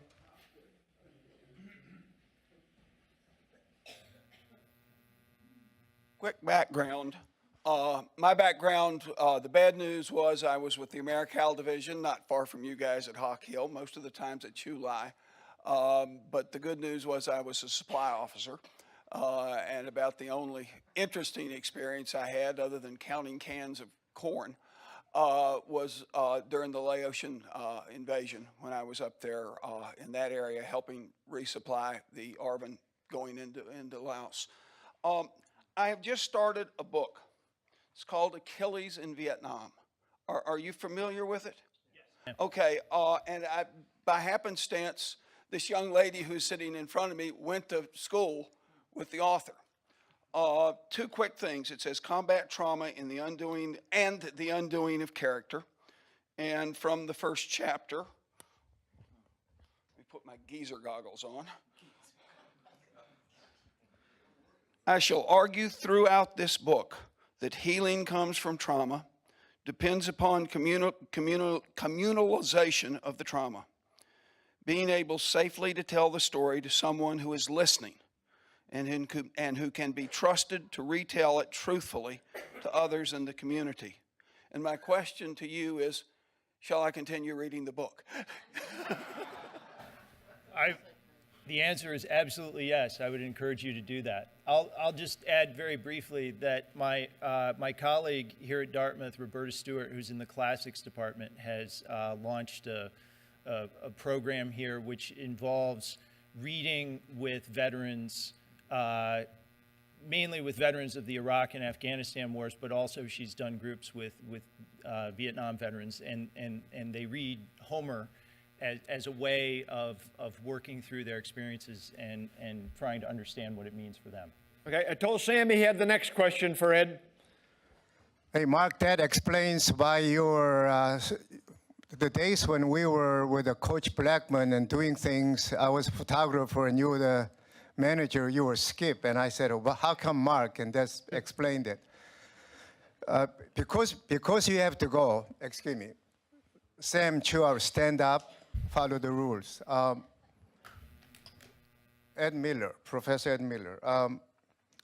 Assume the new president, someone in his or her 40s, invited you to the White House, sitting very close to where Bert Quiz is sitting. And the question to you is, having studied the Vietnam and the Vietnam War history, what advice would you give me as a new incoming president in the White House in 5 minutes or less? What would be the lessons would you pass on to a new president? And I reserve my time for some comments I'd like to make later. You didn't have any time to be reserved. I assume you're looking for more than never fight a land war in Asia?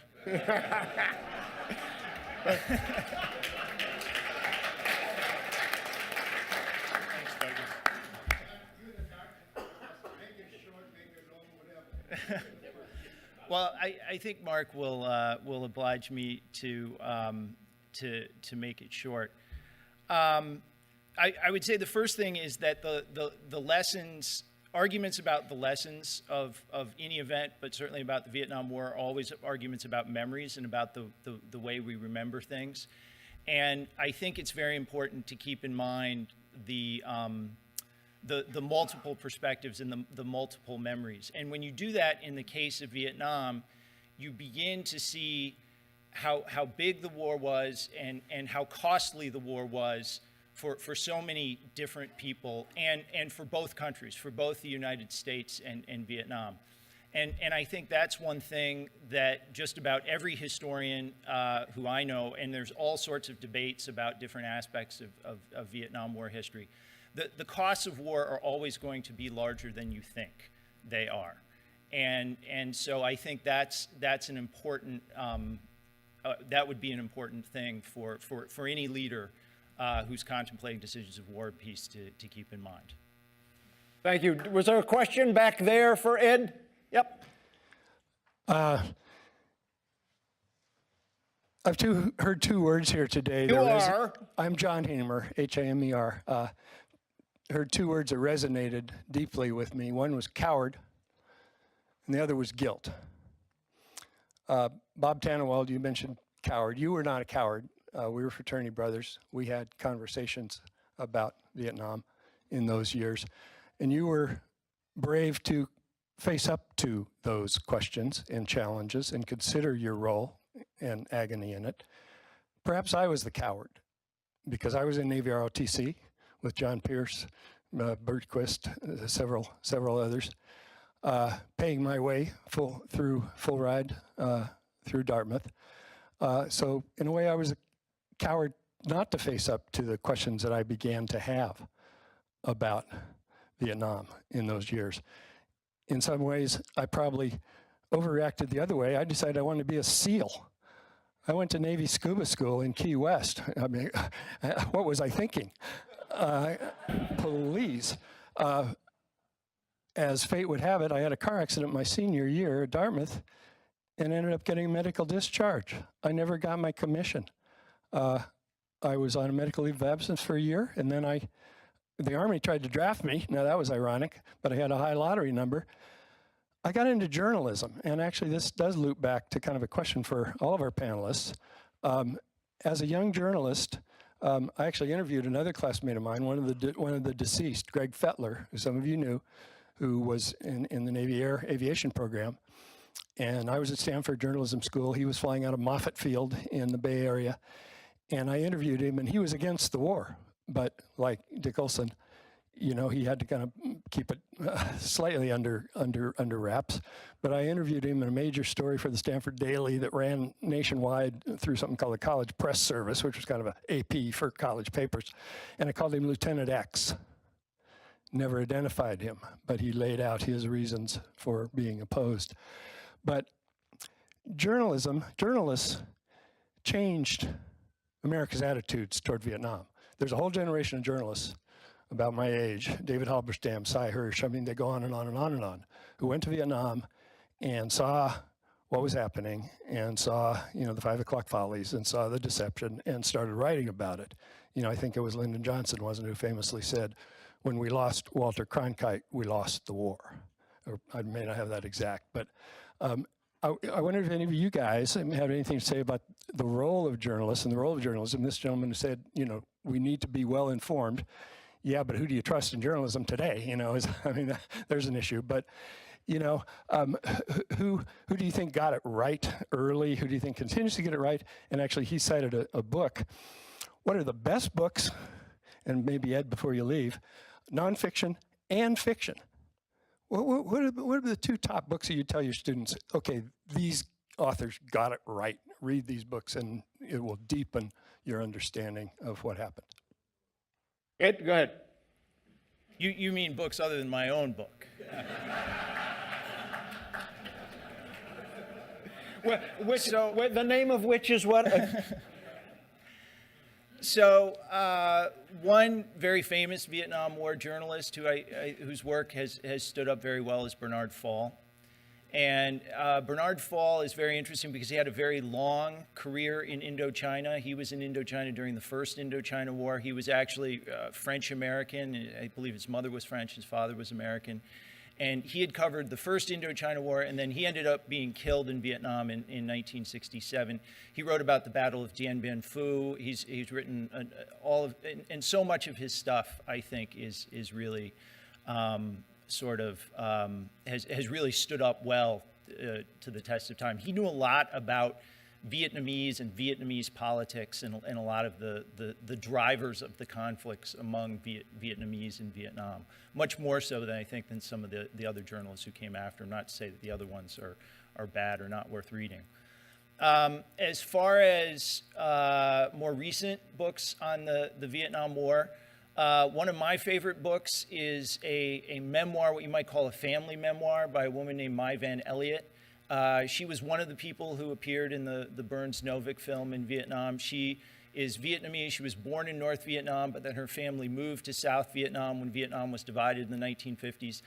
The title of the memoir is The Sacred Willow, and she documents the experiences of all of her family members who fought on both sides during the Vietnam War. She was actually involved, she worked for the Rand Corporation as an interrogator of captured Viet Cong prisoners and defectors, but she had other relatives who fought on the communist side. So that's one book that I use in my class, and which is, I think, very useful and accessible and a great read.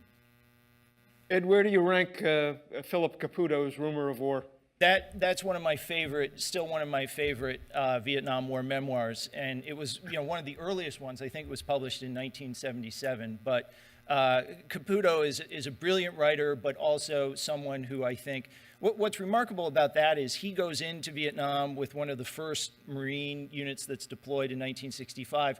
But then he was there back in Vietnam at the end of the war. So even though he's writing very soon after the war's ended, he'd already had sort of this period of reflection. And so it's really a remarkable text. Okay, we've got lots of hands. We had, gentleman in the back has been waiting for quite some time, so I'm going to get to him. All right, well, the classmate in the back. We're the back bench back here. I'm Richard Dumoulin. My dad had wanted to go to Dartmouth in the 30s, couldn't afford it, and was a veteran in World War II, serving in the North Atlantic, fighting U-boats, and was attending graduation in 1968. And that was an interesting event, as was referred to last night. And I recall, and I was in Navy RTC along with Parker and John and all the others. And that was, of course, when Jamie Newton made his remarks. And they had a big impact on me because I hadn't thought much about it. And then my dad's reaction as a veteran was that that young man just said some interesting things.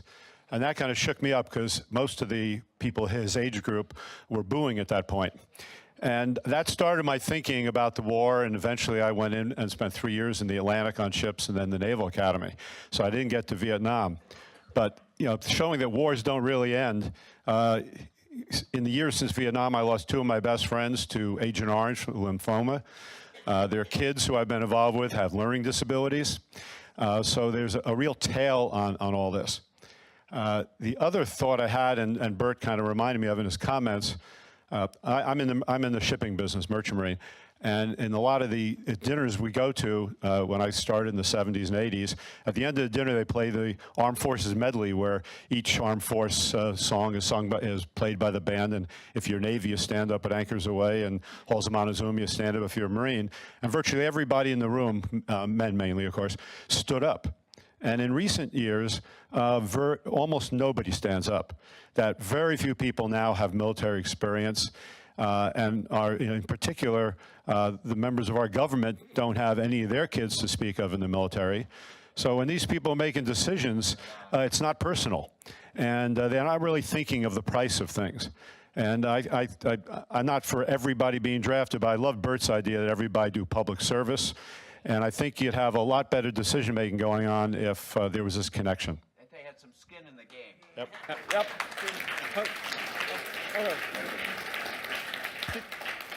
Jeff Hinman. Is this on?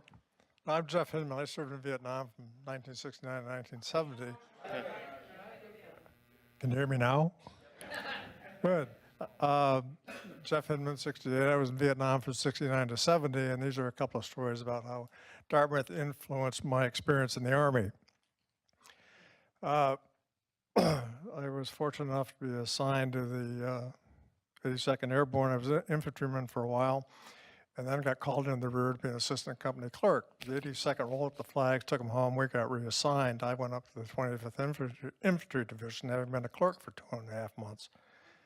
I said, oh shit, the computer's going to make me an infantryman again. And lo and behold, I was given orders reassigning me to a line company. And I found out there was an opportunity at the Division Information Office to possibly be a correspondent. And the C6, the repo depot, said, you go over and talk to Captain so-and-so over at the Division Information Office. So I'm running over there. And he said, do you have any cameras? I said, I got 2. And he said, where'd you go to school? I said, I went to Dartmouth. He said, oh, did you do any writing? And I said, yeah, I did all the PR writing for the Dartmouth Rugby Club, and I did all the PR photographs. And then he said, do you know Kenny McConaughey? I said, yeah, I played rugby with him. I got a great shot of him on his back drinking a beer with his feet.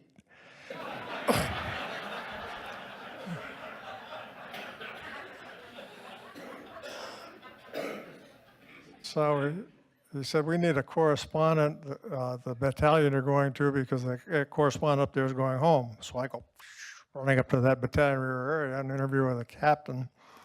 And lo and behold, I get this photographer correspondence job for the battalion, which means I control my field time, work with another guy. We write up after action stories for the division paper, and our photos get printed up in a shack dark room, and they get distributed and end up in Stars and Stripes in the division paper. And this is a real case of publish or perish.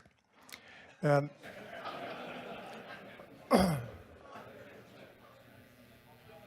several months later, I'm up in Tay Inn, a division information office up there. Now, this is in reference to Bert's comment about the Marine Corps having a sense of humor. I was short. I found out I was going home pretty soon. So I come out of the Division Information Office around the corner. This is Tay Inn Province, is on the border of Cambodia. And it's a beautiful mountain.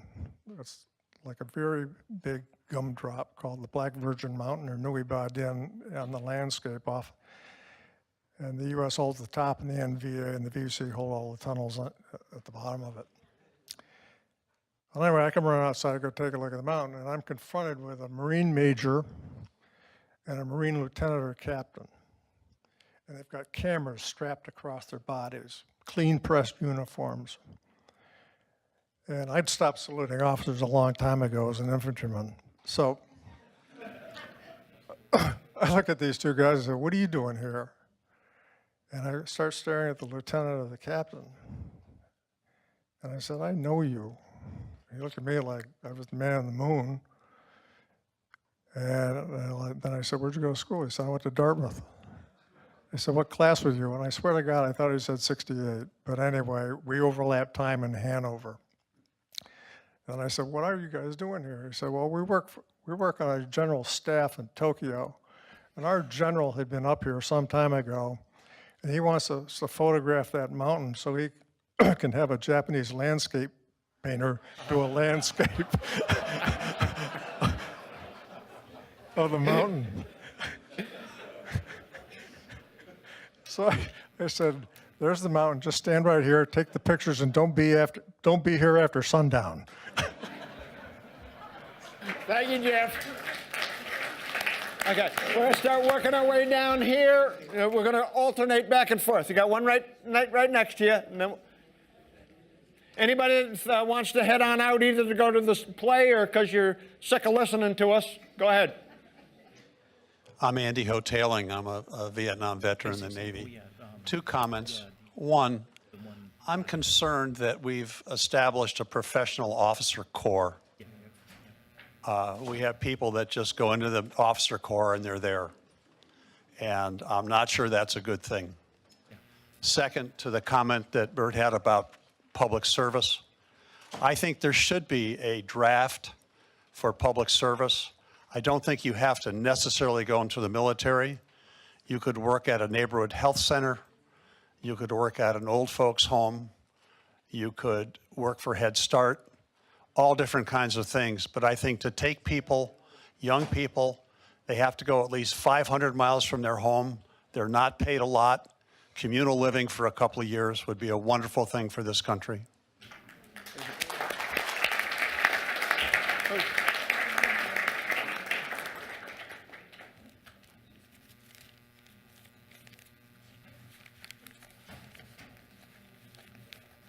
Dolph Highmark. Let me ask the broader question. You go back 5,000 years. Haven't people always been at war with each other in one way or another? I don't know whether it's over land or religion, whatever it is.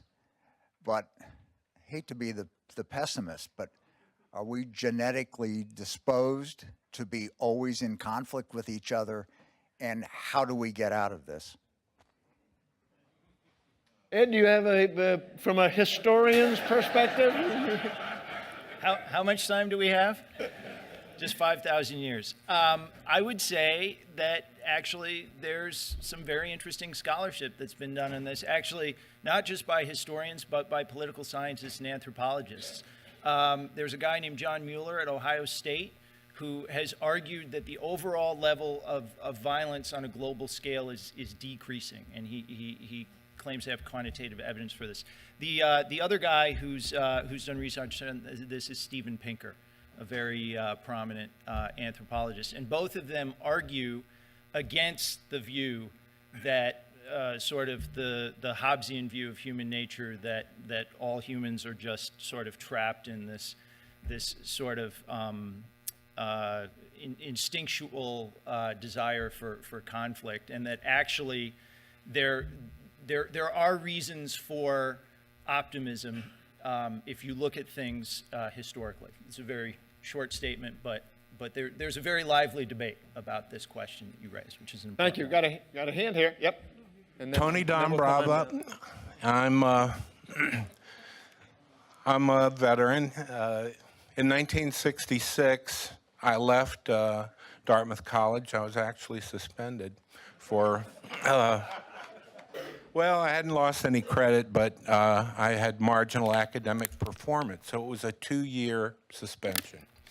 And 2-year suspension at that time pretty much meant that you were going to Vietnam. I was able, and so about the time you were graduating, I went to Vietnam.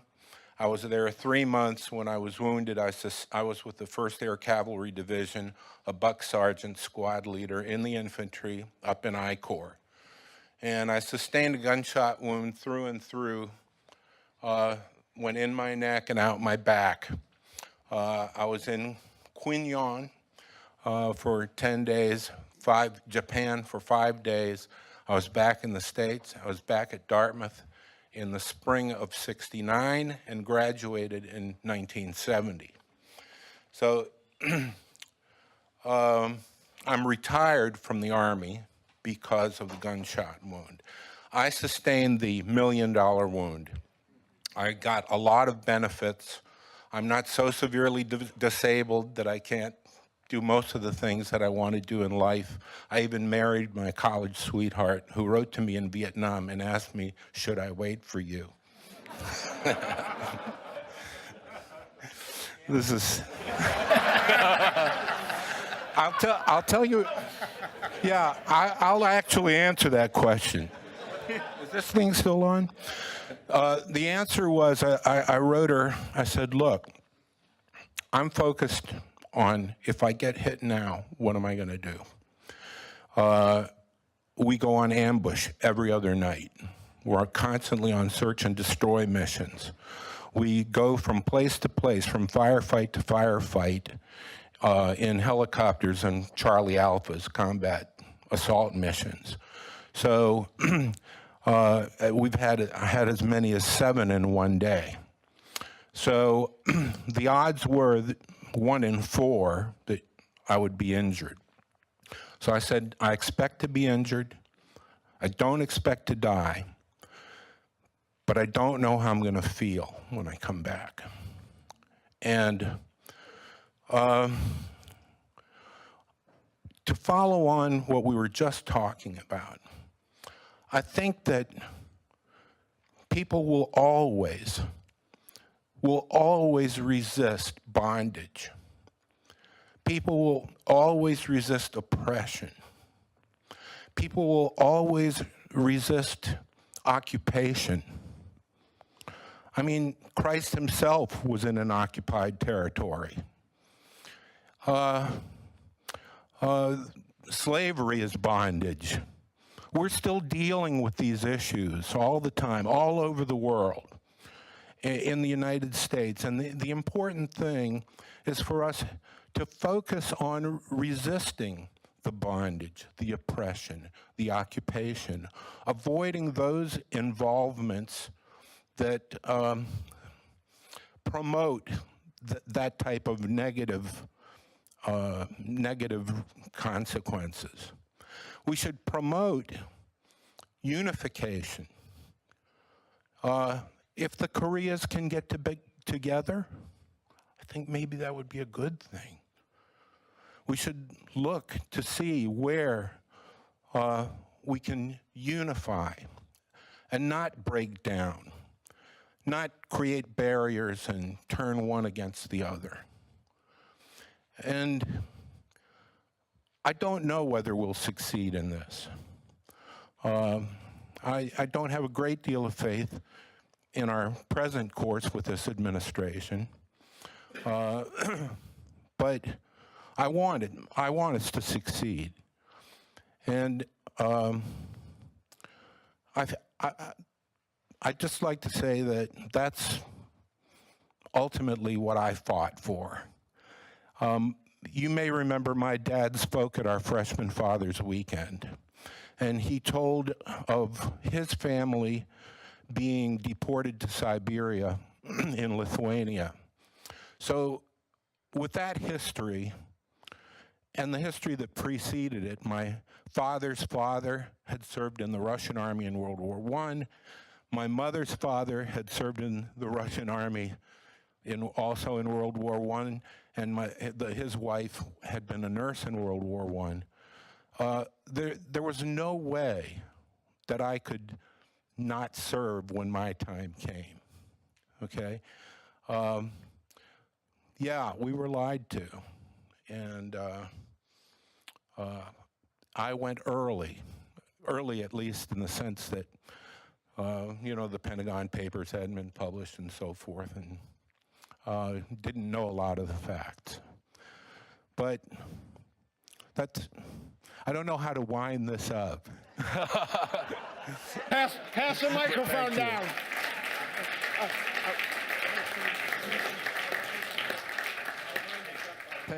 I'll wind this up by saying that I spent a lot of time 5 years ago talking to Bear Everett, and it was very, very tough to lose him. He was just a fine guy, and I'm glad he died on the Camino.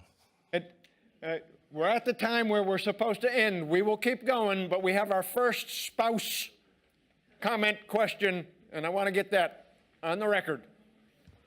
Okay, thank you.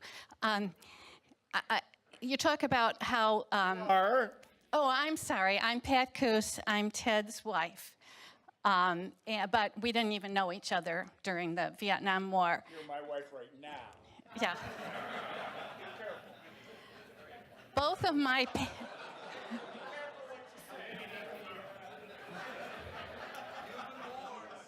Yes. Both of my parents served in Europe between 1942 and 1945, and they were very proud of their service. And growing up, I had a very positive attitude towards the military, having listened to their stories and so on. But my mother warned me.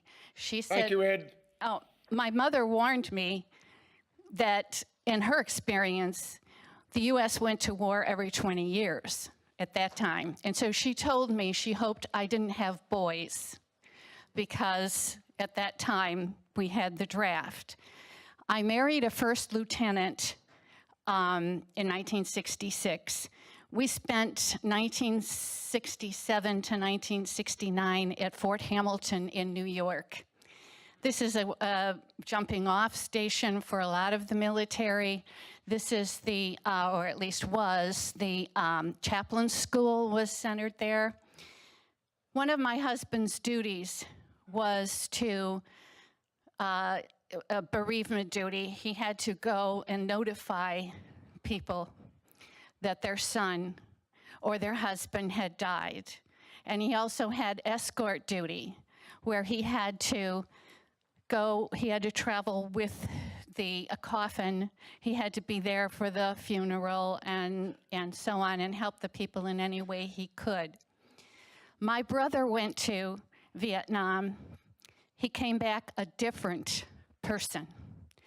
One of my best friends growing up, a boy in the neighborhood, went to Vietnam, came back an entirely different person. It was such a sad time for many, many people whose children, whose husbands, whose family were over there fighting, and we didn't know why. We were so sad. Until this administration now, I have never felt such sadness.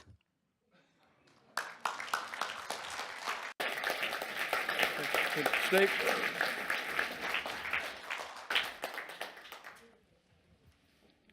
I'm Steve Spitz, and I'm going to speak to the draft evasion and good luck side of things. I was pretty much anti-war throughout my Dartmouth experience, but very much valued Dartmouth as a place to explore life and try to figure out who I was. And I was having a tough time at that.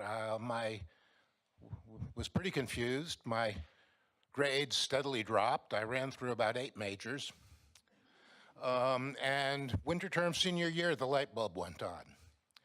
And it occurred to me that what I was right for was to become a psychiatrist, which also coincidentally had the advantages of a 4-year deferment.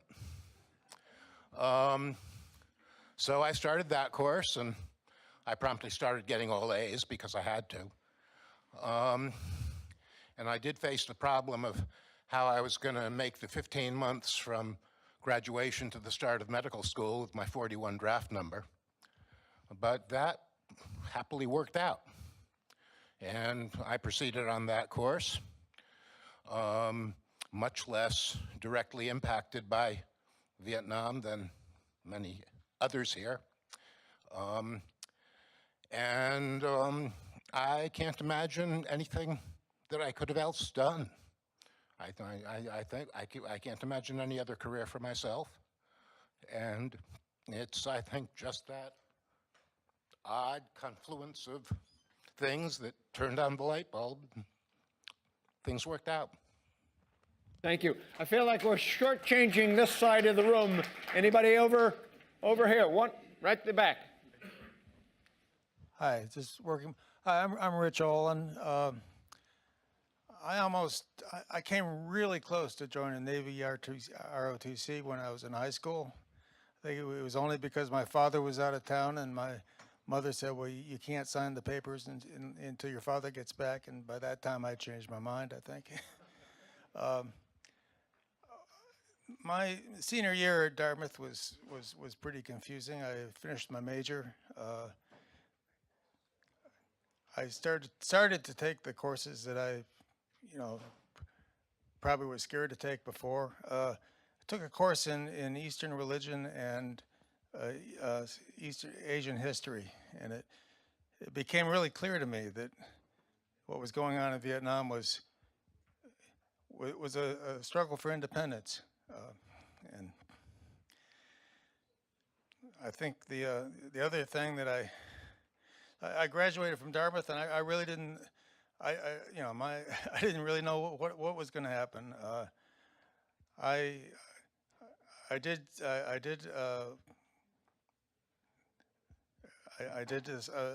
apply for a conscientious objector, and I was just amazed when my draft board approved it. There was talk about guilt. I do have some guilt because I did not go to Vietnam. I had a lot of friends that did, friends that didn't come back, friends that I met afterwards. I wonder if there's anyone else here that is a conscientious objector. Bruce. One, two. Bruce. My roommate. More. They're popping up. It's a question that I've been to a lot of Vietnam, some Vietnam symposia like this, and they never ask. But one other, that was just my approach. Yep. And Cameron, in the middle here, two side by each, as they say in Maine. Excuse me. My friend Kelso did. Standing. My name is Susan Eldridge. I'm the other number two, I guess, spouse. But I'm actually speaking from a different perspective in that I'm a psychotherapist by profession. And over the years, I have had 3 Vietnam vets as clients. And currently, on a pro bono basis I'm seeing Iraqi veterans. And one of the things that I am so struck by is the healing that takes place when we begin to really tell our stories in a safe environment. And the fact that Vietnam had the added pain associated with not only the trauma of being on the front lines in a sometimes killing fields, but at least very close to it if you weren't right on the front lines, but also that you came back to the shaming associated with having risked your lives, having taken those steps to do what you did.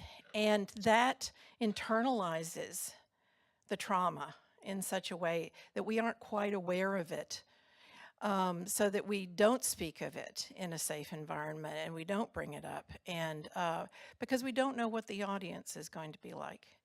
And also because we learned that we needed to somehow just go back into our daily lives and pretend that what happened didn't. Although it sits there like some sort of, festering internal pain. All I want to say is, having worked with folks who've dealt with this, and that also working with folks who've dealt with the issue of I didn't go and what that felt like, because there was trauma and there was shame associated with that too. It was a very confusing time. I was marching against the war when I was in college, and had very strong feelings too. But what I want to say for you guys here is thank you for sharing all of those different stories that you've experienced, and thank you to this environment for giving a safe, hearing, caring voice to be able to affirm what you experienced. All of it, whether you were the conscientious objector or you were somebody who took a different route or you were somebody who was on the front lines. And I hope you continue it. I don't know what form it might take, but that whether it's just sitting like Bear did and said he had to go to therapy to find out if something about that had influenced him, or it's sitting face to face on the phone or together or with someone else who cares about you, to bring it all out, because it now, if ever, is the time. And I thank you for letting me be part of this audience of healing. Thank you. Jack, did you? Yeah, I'm Jack Noon. My dad was in infantry in Italy in World War II.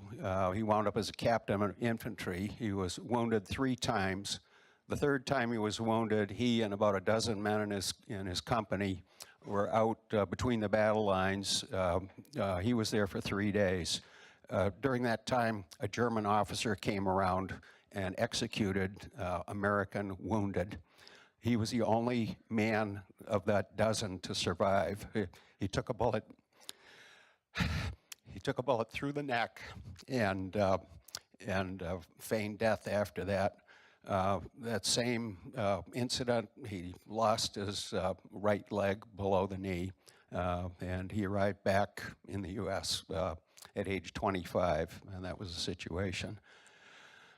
As I grew up, he didn't talk about the war. Every now and then, he would show us some shrapnel that had come out overnight in his bed, and it was tough on him. He internalized everything. He didn't really talk about it for about 40 years. His brother came back a psychological wreck from combat and eventually committed suicide. I came to Dartmouth quite happily, loved the place, never thought about military service until about sophomore year. And then I paid attention to it and signed up for a 2-year ROTC and was planning to go to, I think it was Fort Knox for that summer. After my last final, I went to pick up my, what they call the marching orders, and found out, to my surprise, that it was physically disqualified from military service. That opened paths to me. The guilt was there a little bit. That opened some paths to me that one path leads to another. And I didn't, I felt a sense of relief, but that guilt as well. And I love that comment about squandered patriotism. I didn't realize that till quite a bit later on. And what really nailed me on Vietnam was the deaths of Bill Smoyer and Robbie Peacock. And it was a very emotional time. And yeah, thanks. Thank you. Okay. Yeah. Dan and then Dave.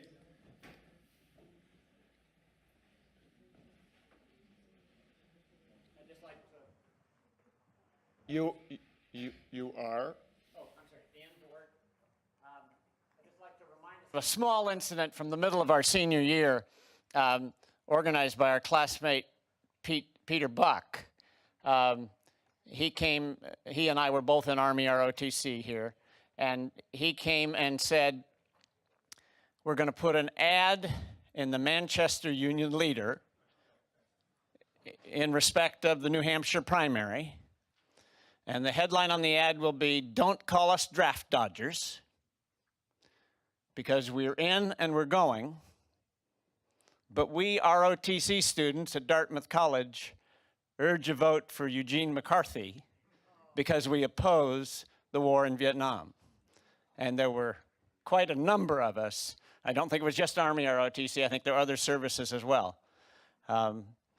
And of course, you know the result of the New Hampshire primary. It was during the, I was with the Dartmouth crew in our spring training in sun-filled, fun-filled Providence when Johnson got on the TV and said he was not going to run for re-election. And I'll just share one interesting experience I had. I spent a year in the desert in Ethiopia and then came back and was a company commander in just south of Washington, D.C.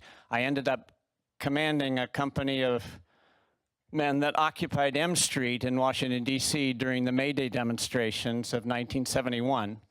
Kent State was still fresh in our minds. I was a little terrified of it before it happened, but I ended up concluding I was exactly the guy who was supposed to be there.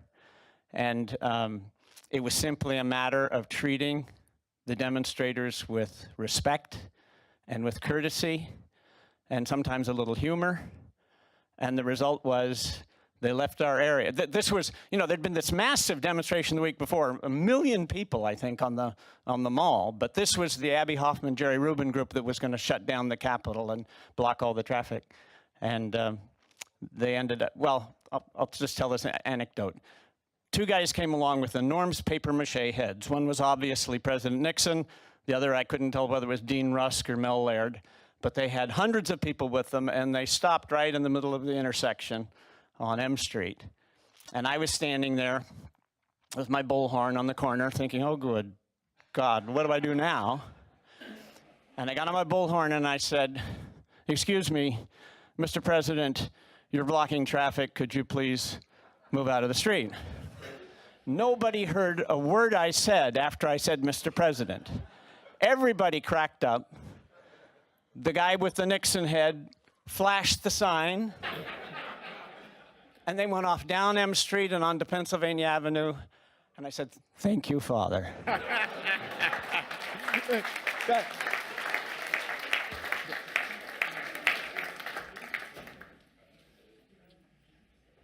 Thank you.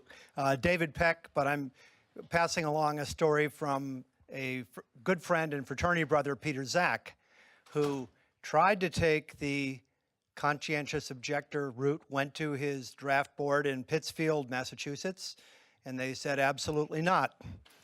Yeah.